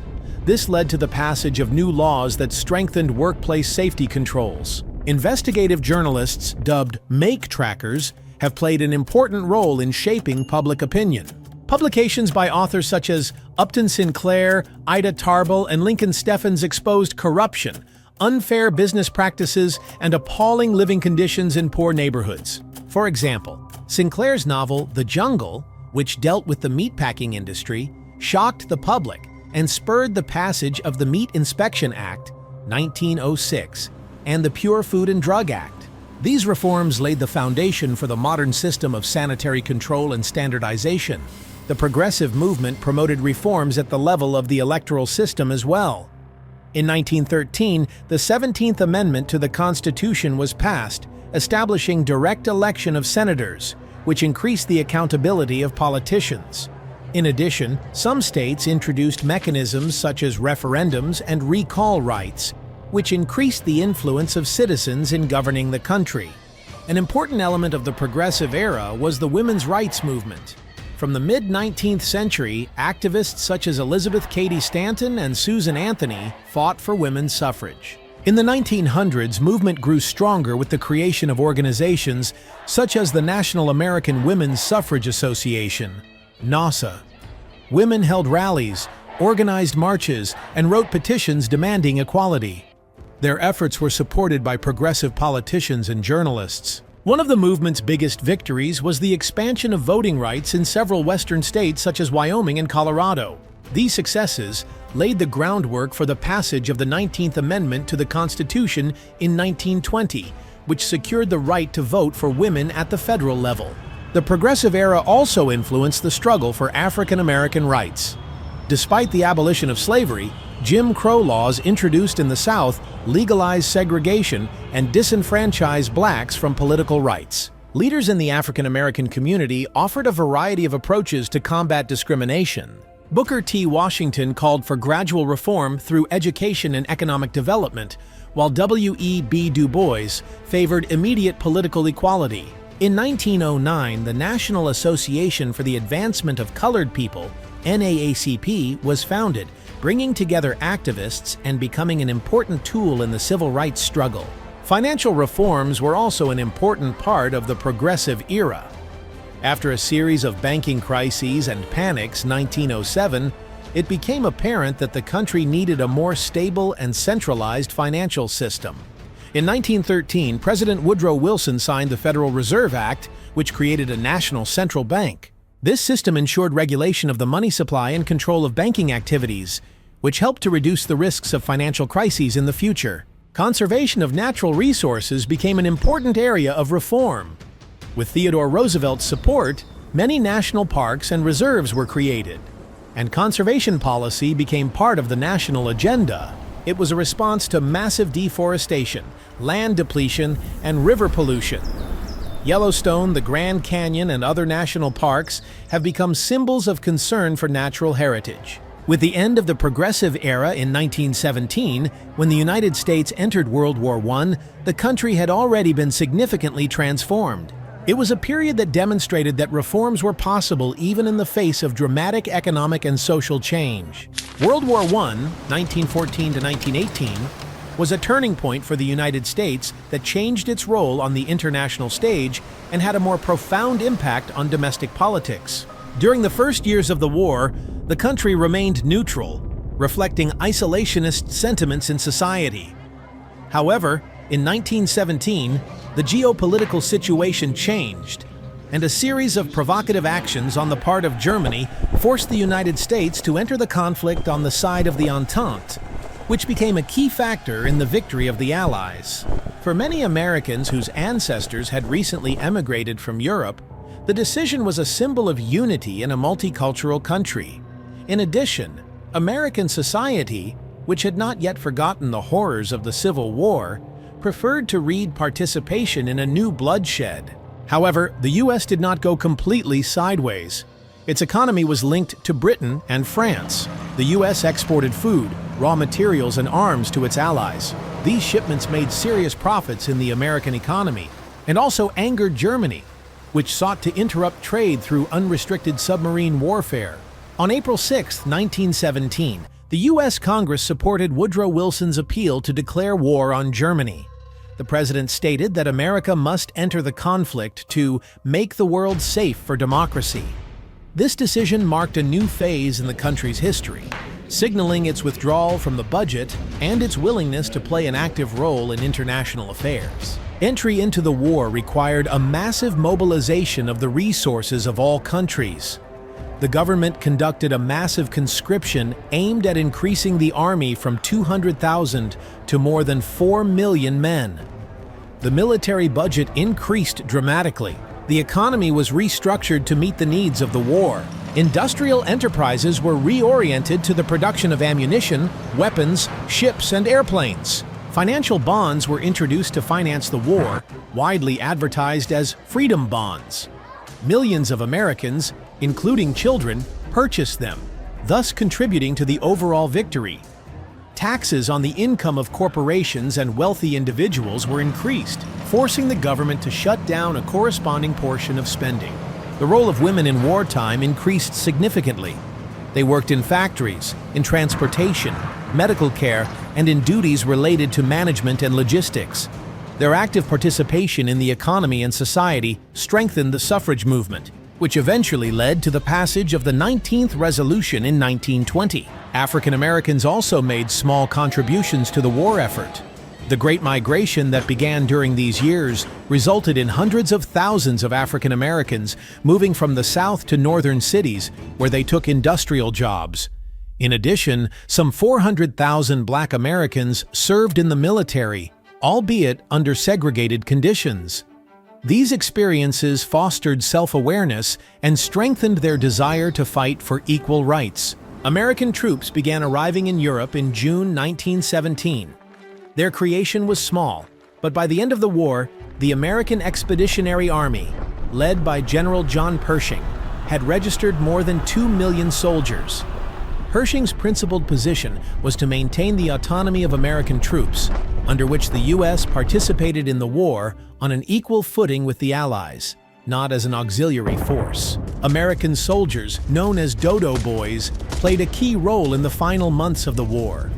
They participated in a number of decisive battles, such as the offensive at Saint-Omiel and the Meuse-Argonne operation, which greatly weakened the German army. These victories, enhanced by U.S. initiatives and achievements, were equivalent to the German surrender. On November 11, 1918, Germany supports an armistice, ending the war. Although U.S. involvement in the conflict was relatively significant, its impact was decisive. Military resources, financial support, and the presence of U.S. troops strengthened the Allies, who by 1917 were already on the verge of exhaustion. After the war, the United States took center stage in world negotiations. At the Paris World Conference in 1919, President Woodrow Wilson proposed his 14-point program, which envisioned the creation of a new world order. Among the main ideas were the rights of peoples to self-determination, open diplomacy, arms reduction, and the creation of the Money League, an international organization aimed at preventing future wars. Despite U.S. leadership in drafting the Treaty of Versailles, its provisions were controversial domestically. Many U.S. senators feared that joining the League would limit the country's sovereignty and draw it into unnecessary conflicts. The Senate refused to ratify the treaty, and the United States was left out of the League, reflecting a growing isolationist sentiment. After the war, the United States faced a number of challenges. The economy, which had thrived on war production, began to restructure the world market. Factories working on the front lines of need cut back on production, leading to temporary unemployment and growth. The return of millions of veterans to the labor market put additional pressure on the economic system. The social changes brought about by the war were also ahead of the curve. Women's role in the economy increased, which was a necessary step towards empowerment. African Americans in Britain and in government began to demand equal treatment, leading to a rising tide of self-consciousness. Although segregation and discrimination persisted, the war laid the groundwork for the civil rights movements that followed. The war also had an impact on U.S. political life. Isolationism, which had temporarily receded into the background, returned in the 1920s as a consociational trend. America avoided power in European affairs, focusing on domestic problems. This reflected public disillusionment with international politics, caused by unjustified losses and the complexity of the post-war settlement. World War I was a turning point for the United States.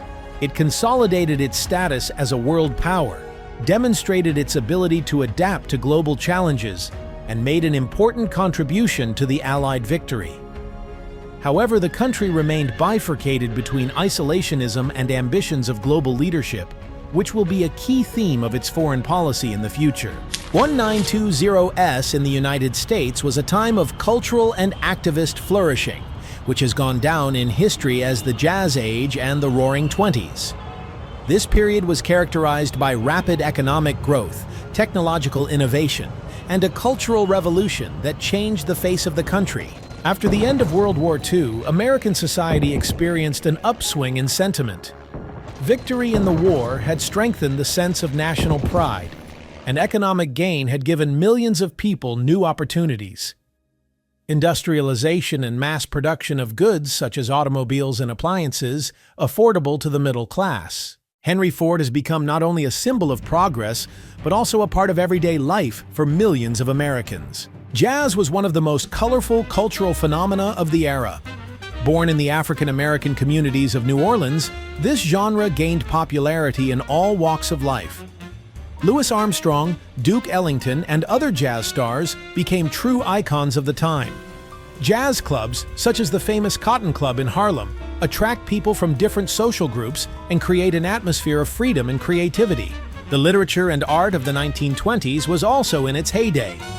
American literature of this time gave the world such writers as Francis Scott Fitzgerald, Ernest Hemingway, and William Faulkner. Fitzgerald, in his famous novel The Great Gatsby, depicted the luxury and inner emptiness of the Roaring Twenties, criticizing the pursuit of wealth as the highest value.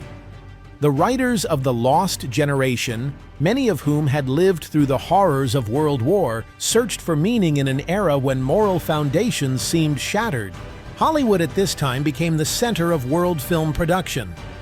The current cinema has experienced a golden age, and actors like Charlie Chaplin have become international stars. American society also became increasingly urbanized. By 1920, more than half the country's population lived in cities, and metropolitan areas such as New York and Chicago became centers of cultural life. Skyscrapers, such as the Chrysler Building and the Empire State Building, have become symbols of modernity and technological advancement. At the same time, the Roaring Twenties was an era of contradiction. Prohibition, passed in 1920, prohibited the production and sale of alcohol. But instead of reducing its consumption, it spawned a boom in underground bars and organized crime. Figures such as Al Capone became symbols of the shadow side of the era. The era of the Roaring Twenties was also a time of bitter struggles for social equality. The Great Migration of African Americans from the South to northern cities that began during World War II continued, giving rise to black communities in places like Harlem in New York City. The Harlem Renaissance became representative of a major cultural era. Writers such as Langston Hughes, musicians such as Bessie Smith, and artists such as Aaron Douglas created works that celebrated African American culture and challenged racial stereotypes. Racial conflict, however, was an acute problem. The Jim Crow system continued in southern states, and the growing popularity of the Ku Klux Klan in the 1920s exacerbated tensions. Despite this, African American activists, such as NAACP leader James Weldon, continued to fight for civil rights. The economy continued to flourish amidst cultural and activist prosperity. The standard of living of the middle class rose and a new consumer culture swept across the country. Radio became the most important enterprise of information and entertainment, uniting society and shaping mass culture. Advertising stimulated sales of new products, from automobiles to household appliances. Nevertheless, during this time, the gloss masked problems. The growth of the economy was based on consumer credit, stock speculation, and an over-reliance on new technologies. These factors laid the groundwork for the financial crisis that erupted at the end of the swing. The Roaring Twenties was a period in U.S. history when the country experienced simultaneous flourishes and crises. Cultural achievements such as jazz, literature, and film laid the foundation for modern American culture, while social changes paved the way for future reform. However, this period ended with a sharp shock, the stock market crash of 1929, which ushered in the Great Depression. The Great Depression was one of the largest economic crises in U.S. history. Beginning with the stock market crash of October 1929, it realized all aspects of American life, from economic to social, and changed the role of the state in governing the country. 1920s masterpieces like the Roaring Twenties, a rich illusion of prosperity. The growth of the consumer economy, mass production, and stock speculation created an appearance of stability. However, the economic foundation was based on a fragile foundation. Unequal income distribution, increased reliance on credit, and high levels of debt. The stock market crash, which began on October 24, 1929, Black Thursday, caused a chain reaction. Millions of Americans lost their savings, thousands of banks went bankrupt, and companies closed en masse. The unemployment rate has reached 25%, indicating that 1 in 4 Americans are out of work. The crisis among farmers was particularly severe. Overproduction of agricultural products in the 1920s led to falling prices, and in the 1930s, a drought known as the Dust Bowl hit the Great Terms. This forced thousands of farming families to leave their land in search of work and a better life. Against the backdrop of the economic situation in the crash, social problems escalated, including an increase in crime associated with the Prohibition Law.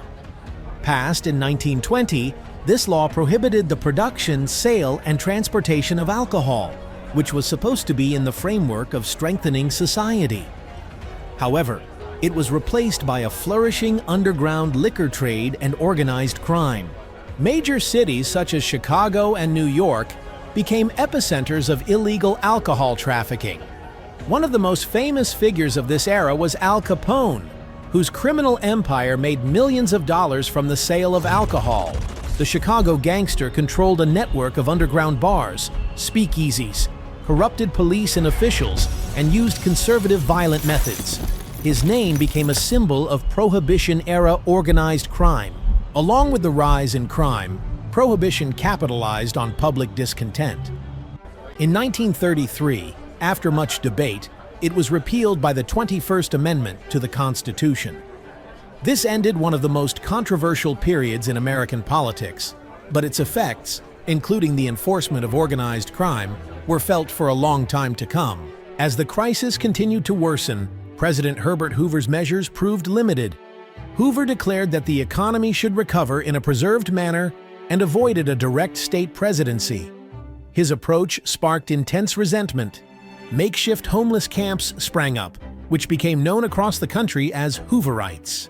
State discontent peaked in 1932 when World War I veterans built the Bonus Army March. Thousands of profiteers in Washington, D.C. demanded immediate payment of promised bonuses. However, the protest was suppressed with the use of the army, sparking public outrage and dealing a serious blow to Hoover's reputation. Against the backdrop of these events, Franklin D. Roosevelt won a landslide victory in the 1932 presidential election.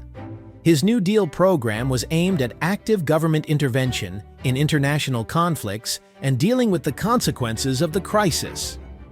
Roosevelt began his presidency with a reform that changed the role of the federal government in governing the country. One of Roosevelt's first measures was to stabilize the banking system. In the early days of his presidency, he declared bank vacations, temporarily closing all banks to test their financial solvency. This measure reduced public confidence, and the subsequent establishment of the Federal Deposit Insurance Corporation, FDIC, led to the protection of citizens' savings. Roosevelt focused on job creation through large infrastructure projects. Programs such as the Public Works Administration, PWA, and the Civilian Conservation Corps, CCC, accounted for millions of businesses. These projects not only reduce unemployment, but also limit the nation's infrastructure, including roads, bridges, schools, and poverty parks. These measures helped stabilize the market and enabled many farmers to avoid bankruptcy. Additionally, large-scale projects were launched to irrigate lands and regions with soil erosion, especially in the regions affected by the dust cauldron. One of the most significant achievements of the New Deal was the creation of a social safety net. In 1935, the Social Security Act was passed, which provided pensions for the privileged, benefits for the unemployed, and support for needy families. This reform was a major milestone in U.S. history, laying the foundation for today's rigid welfare system. Roosevelt placed great emphasis on protecting labor rights. The Wagner Act of 1935 gave the following rights to collective international rights and unionization. This strengthened labor's position and led to the growth of the labor movement. Organizations such as the Congress of Industrial Unions, CIO, began to take action to improve working conditions and raise wages. Despite its successes, the New Deal met resistance. Conservatives faulted Roosevelt for destroying the foundations of the free market, and the Supreme Court struck down a number of key programs that forced the president to reconsider his initiatives. By the mid-1930s, however, the New Deal had already begun to bear fruit, showing the first signs of economic destruction. By the end of the 1930s, the Great Depression continued to plague political society. Despite successes in a number of New Deal reforms, many of the economy's structural problems remained unresolved. The second wave crisis of 1937 to 1938 culminated in the vulnerability of the recovery process. Although unemployment fell from a peak of 25% to 14%, millions of Americans were still unemployed, and farmers continued to suffer from low prices for produce and support. Meanwhile, the New Deal brought about the need for long-term changes. The state began to intervene more actively in the economic life of the country, which was not the case in the Great Depression. The social safety net created under Roosevelt's program was a major achievement. The Social Security Act of 1935 laid the foundation for a pension system and unemployment insurance, which gave Americans more confidence in the future. The rise of labor unions was also an indicator of the industrial age. The Wagner Act gave workers association and collective bargaining rights, which greatly limited working conditions and strengthened the position of the working classes. Organizations such as the American Federation of Labor, AFL, and the Congress of Industrial Unions, CIO, became the basis for policy and recommendations. The social and cultural consequences of the Great Depression were no less significant. The crisis changed the worldview of Americans, reinforcing a society of solidarity and collective responsibility. People began to value social institutions and cooperative efforts to adapt more. The culture of the 1930s took on a new emphasis.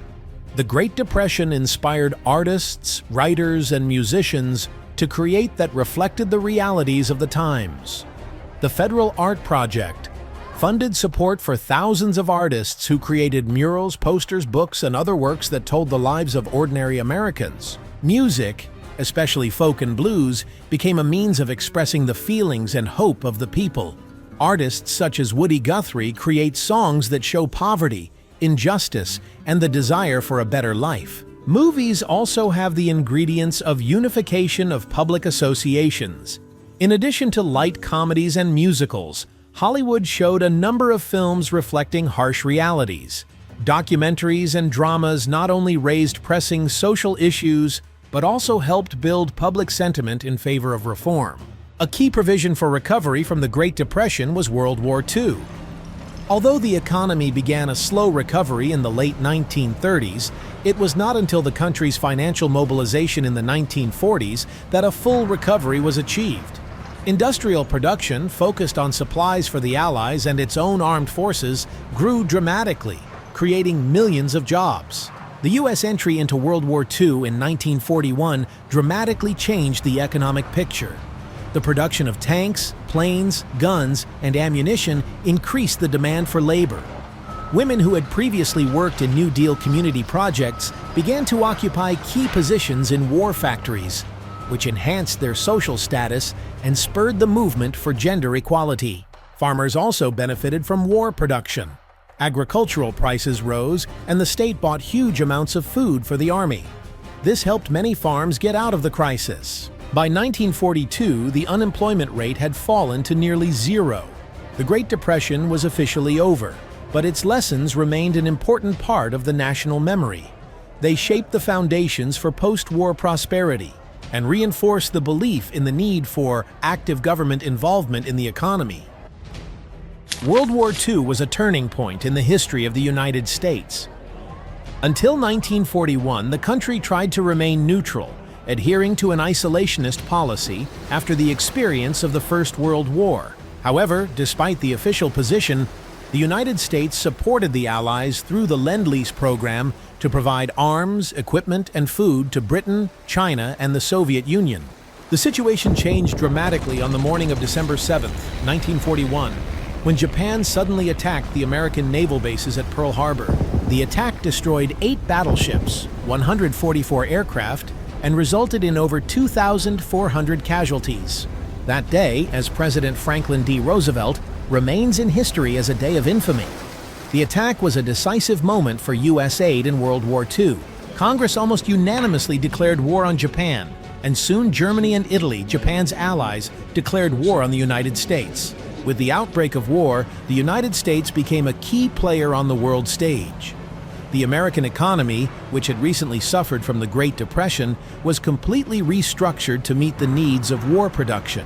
Factories produced tanks, airplanes, ships, and weapons in record numbers. The women who took factory jobs became a symbol, Rosie the Riveter, epitomizing each citizen's contribution to victory. On the Pacific Front, the United States faced a significant adversary in the form of Japan. One of the first major successes was the Battle of Midway in 1942, when the U.S. fleet destroyed 4 Japanese aircraft carriers, marking a turning point in the war in the Pacific. The following years were marked by the island hopping strategy, where Army troops successively captured key islands such as Guadalcanal, Iwo Jima, and Okinawa. This victory paved the way for a direct invasion of Japan. On the European front, the U.S. became active from 1942, joining the Allied efforts in the north. Operation Torch culminated in the success of the liberation of North Africa from German forces. This was followed by landings in Sicily and Italy, which led to the fall of Benito Mussolini's fascist regime. However, the most significant U.S. contribution to the liberation of Europe was Operation Overlord, known as the Normandy landings, which began June 6, 1944. On D-Day, tens of thousands of American, British, and Canadian soldiers landed on the Normandy coast. This day was the beginning of the largest retreat of Nazi forces on the Western Front. After the successful landing, the Allies began to liberate France, Belgium, and the Netherlands, pushing deep into Germany. American troops played a key role in the Battle of the Ardennes in the winter of 1944 to 1945, which was the largest counterattack by the German army. By May 1945, Germany was finally defeated, and army troops joined the Allies in Berlin. Hitler committed suicide and the Third Reich capitulated. Victory in Europe was greeted with jubilation, but the war in the Pacific continued. The US was ready for a full-scale invasion of the Japanese islands, which promised huge casualties on the other side. However, the decision was made to use a new weapon, the atomic bomb developed as part of the Manhattan Project. On August 6, 1945, the first atomic bomb was dropped on Hiroshima, and on August 9th, on Nagasaki. These events led to Japan's surrender September 2, 1945, ending the war. World War II changed the United States. The victory solidified their status as the world's leading power. The American economy, boosted by war production, became one of the most powerful in the world. U.S. military bases sprang up all over the globe, and the country assumed responsibility for maintaining international security. In the international arena, the United States initiated the creation of a new system of global order. In 1945, the United Nations organization was founded with the aim of preventing future wars. American diplomacy played a leading role in shaping the structure of the UN and in drafting its charter. However, victory brought opportunities as well as challenges. The alliance with the Soviet Union, which had helped defeat Nazism, quickly turned into a global confrontation. The United States and the Soviet Union had different ideological views on the future of the world, which became a good support for the Cold War. The outcome of World War II led to a new role of the United States in the world.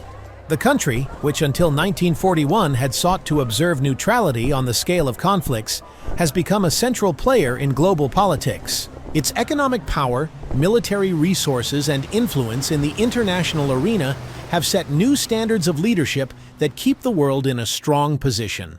With the end of World War II in 1945, the world became divided into two ideological camps: the capitalist camp, led by the United States, and the communist camp, led by the Soviet Union. This confrontation became known as the Cold War, and although there was no direct fighting between the two superpowers, their struggle for global influence played a major role in world politics for several decades. The Cold War began with the escalation of relations between former allies. The Soviet Union took control of modern Eastern Europe, turning them into communist satellites. In response, President Harry Truman in 1947 proclaimed a doctrine that has gone down in history as the Truman Doctrine. Its goal was to contain the spread of communism by providing economic and military aid to countries threatened by the Soviets. One of the first initiatives under this doctrine was the Marshall Plan, an economic aid program to rebuild the war-torn economies of Europe.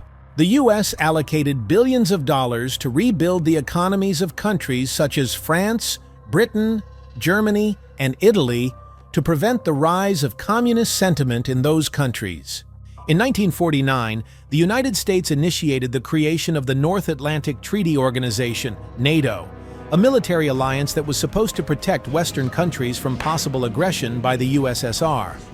In response, the Soviet Union approved the Warsaw Pact, under which the Eastern Bloc countries joined the military alliance.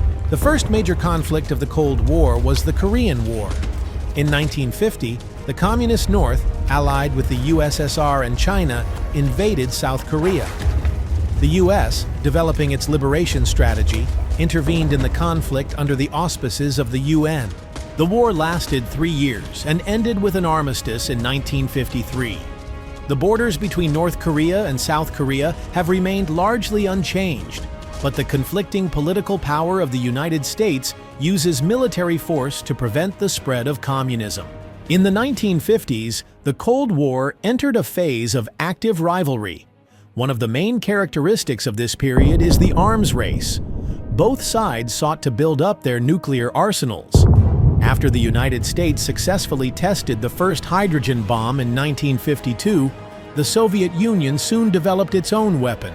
The Union began a space race that came to symbolize the scientific and technological rivalry between the two powers.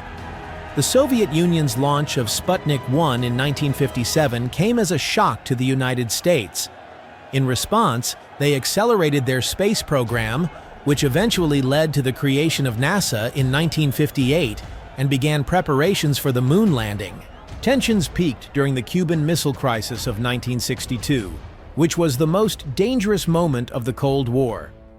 After the USSR deployed nuclear missiles in Cuba, the US declared a naval blockade of the island and demanded their immediate destruction. Efforts made, including secret US concessions to remove its missile from Turkey, have resolved the crisis but have demonstrated the fragility of global security. The Cold War emerged through proxy wars, conflicts in which the US and USSR supported opposite sides. One of the largest was the Vietnam conflict.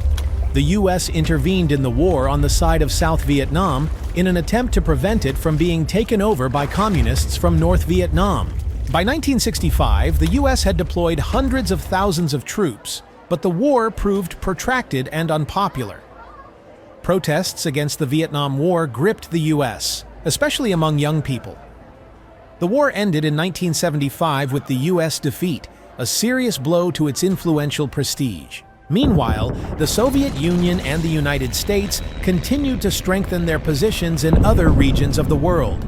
The USSR actively supported revolutionary movements in Africa, Latin America, and Asia, while the US sought to prevent the spread of communism through economic aid and military intervention. By the end of the 1970s, the Cold War continued to be at the center of world politics.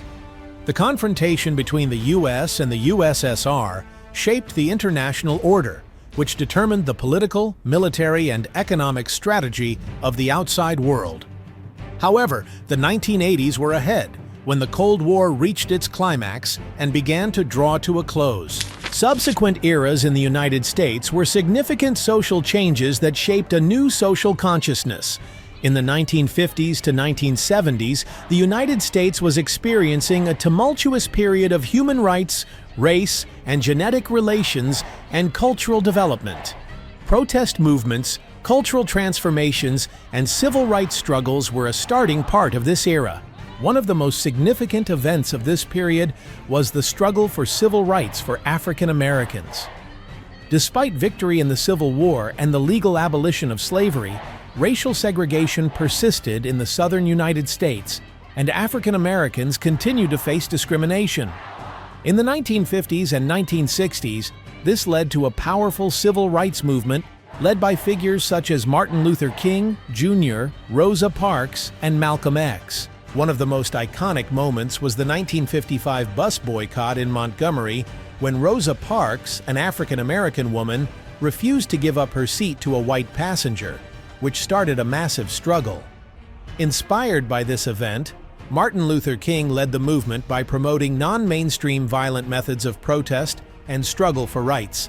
In 1963, his famous "I Have a Dream" speech at the March on Washington became a symbol of the quest for equality and social justice. In addition, the 1960s and 1970s were times of important struggles for women's rights. Women in the U.S. began to actively fight for their rights to work, education, and political participation. A major step in this direction was the passage of the Equal Opportunity Act in 1963, which prohibited sex discrimination in the workplace. These years also saw the rise of the feminist movement, which argued for change in social and political societies. An important moment was the beginning of the struggle for women's rights to abortion, which led to the 1973 U.S. Supreme Court decision in Roe v. Wade, which legalized women's right to choose pregnancy. At the same time, young people began to actively participate in protest movements, protesting the Vietnam War and social injustice. The student protests of the 1960s became the basis of political culture. In response to the arms race and U.S. involvement in the Vietnam War, university students across the country took to the streets nationwide to demand world and social justice. These protests reached a climax in 1968 when the Democratic Party in Chicago came between police and demonstrators. Cultural change was also part of social transformation. The 1960s was an occasion to show the counterculture, which rejected conservative norms and values. It was a period of showing the hippie movement, which promoted peace, love, and freedom. Music, especially rock and roll and folk music, played a crucial role in the entire protest and cultural identity of the time. Legends such as Bob Dylan, Jimi Hendrix, and others expressed their feelings through their songs of protest against war and racism, as well as against political pressures. In addition, the television revolution has significantly changed public perception. New shows and movies began to portray societal issues such as racism, poverty, and war more openly. In the 1970s, television also played a key role in popularizing women's and minority rights, demonstrating changes in society and providing a platform for new voices. The 1980s was the time when the Cold War came to its climax and conclusion. The U.S., under the leadership of President Ronald Reagan, took an active stance in confronting the Soviet Union, using both political pressure and strong leverage. This eventually led to the weakening of the USSR and its collapse in 1991, cementing the status of the U.S. as the benchmark global superpower. With the advent of Reagan in 1981, America's policy toward the Soviet Union took a tougher turn. Reagan labeled the Soviet Union an evil empire and increased financial spending in an effort to increase pressure on the Soviet threat. One of the major initiatives was the Strategic Defense Initiative, SDI, known as Star Wars, which envisioned a missile defense system using space technology. Although this program was never implemented, it forced the USSR to significantly increase defense spending, contributing to the country's economic crisis. In the international arena, the U.S. continued to maintain communist influence by actively supporting anti-regime movements around the world. In Afghanistan, the United States supported the Mujahideen fighting against Soviet troops, which was one of the revolutionary factors in wearing down the USSR in that conflict. In Latin America, the United States supported anti-communist forces such as the Contras in Nicaragua. A key moment in the end of the Cold War was the election of Mikhail Gorbachev as General Secretary of the Communist Party of the Soviet Union in 1985. Gorbachev initiated sweeping reforms such as glasnost and perestroika that were aimed at modernizing the economy of society and the USSR. These reforms, while well-intentioned, led to increased internal globalization and growing discontent in the East Kazakhstan bloc. In 1989, a wave of revolutions began in the Soviet-controlled countries of Eastern Europe. Poland, Czechoslovakia, Hungary, and other countries overthrew the communist regimes that had come to symbolize the Soviet system of the crash. The fall of the Berlin Wall in the Rock in 1989 was one of the major symbols of the end of the Cold War era. This event not only colonized Germany, but also demonstrated the power of people's aspirations for freedom. The U.S. observing events stepped up efforts to accelerate the democratization process. President George H.W. Bush, who succeeded Reagan in 1989, continued his policy of supporting reform in Eastern Europe and in the USSR itself. By 1991, the Soviet Union was on the verge of imprisonment. Gorbachev's reforms failed to keep the country from disintegrating. After an attempted security coup in August 1991, Gorbachev's power weakened, and on December 25, 1991, he officially announced the dissolution of the USSR. The US and its allies proclaimed the end of the Cold War, and the American model of democracy and market economy became developed in the world. The end of the Cold War marked a coming turning point in the history of the United States. America remained the recognized world superpower, consolidating its leadership in the economic, and military world. This period marked the beginning of a new era in which the United States took a leading role in the world order. With the end of the Cold War in 1991, the United States entered a new period as the leader of the world superpower. The end of the rivalry with the Soviet Union opened the door for the country to focus on a global system in which the United States became the leading player. However, the New World was no less complex than the previous one, and America faced many challenges, including globalization, economics, crises, and climate change. The 1990s were a time when the U.S. consolidated its global influence. After the rise of the Soviet Union, the country focused on promoting democracy and the free market, especially in Eastern Europe. NATO's expansion, which began in 1999, included countries such as Poland, the Czech Republic, and Hungary in the alliance, cementing U.S. influence in directions. At the same time, the U.S. economy experienced a technological boom due to the development of the Internet and the IT sector, making the U.S. the center of global innovation.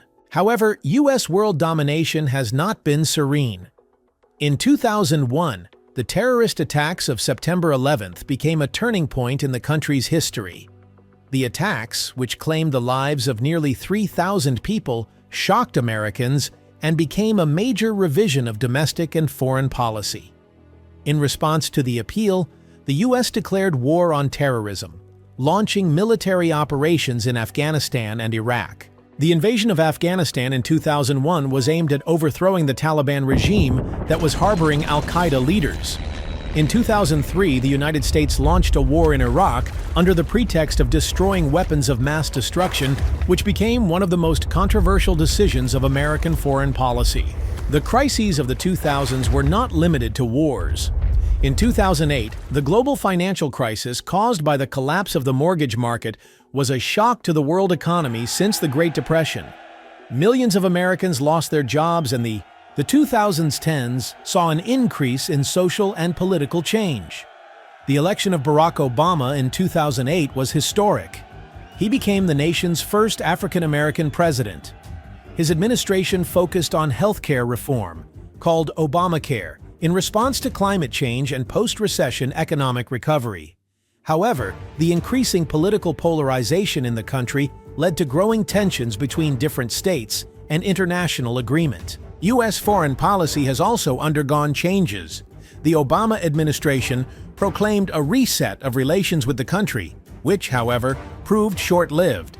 At the same time, the U.S. focused on strengthening relations with China and other Asian countries as part of its Pivot to Asia strategy. The election of Donald Trump in 2016 marked a new phase in American politics. His administration focused on the slogan, "America First," paying attention to the country's national interests. This has come in the wake of the U.S. Paris Climate Accord, the tearing up of international agreements, and a tougher tariff war with China. Trump has also faced accusations of undermining democratic norms and manipulating political institutions, leading to his impeachment in 2019. The 2020s problems with the COVID-19 pandemic, which has become one of the most serious crises for the country. The U.S., like the rest of the world, faced the economic impact and consequences of the pandemic, including increased unemployment, business closures, and political disagreement over control measures. Despite the difficulties, the U.S. became a leader in developing and distributing a vaccine against COVID-19, which helped accelerate the recovery from the crisis. Against the backdrop of the pandemic, the struggle for racial and social equality has intensified. The assassination of George Floyd in 2020 sparked a wave of protests across the country and beyond. The Black Lives Matter movement came to symbolize the struggle for black rights and brought attention to issues of systemic racism. Joe Biden's election in 2020 marked a return to a more traditional U.S. foreign policy path. His administration has focused on rebuilding alliances for climate change and addressing social problems at home. However, challenges have been left behind, including confrontations with China and Russia, tensions with the economy, and division within British society. Modern America remains a leader in technology, innovation, and culture. Silicon Valley continues to be the center of global IT discoveries such as artificial intelligence and renewable energy. However, with the growing role of China and other powers, the U.S. faces the need to adapt to a multipolar world where its position is not unquestioned. The United States has traveled an incredible journey from small colonies striving for independence to a superpower influencing world politics, instability, and culture. The history of this country is a series of trials, upheavals, and achievements that have shaped it as a nation that symbolizes freedom, innovation, and a spirit of strength. Every phase of this history, from the struggle for independence and overcoming the Civil War, to winning a world war and leading the Cold War, has been a lesson for modern America. Globalization, advances in technology, social change, and confronting the challenges of the 21st century show how the past continues to influence the present. U.S. history offers important lessons: the value of democracy, the need to adapt to change, and managing national unity in the face of challenges. These lessons are relevant not only to Americans, but also to the world as it watches one of the most influential nations grapple with the challenges of our time. What does the future hold for the United States?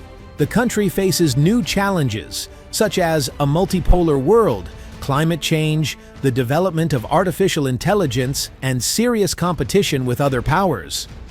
However, history shows that America can adapt to change and learn from crises.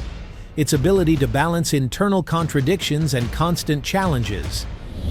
The coming results will determine its role in the New World Order, where the leader is the one who leads his world toward innovation, stability, and prosperity.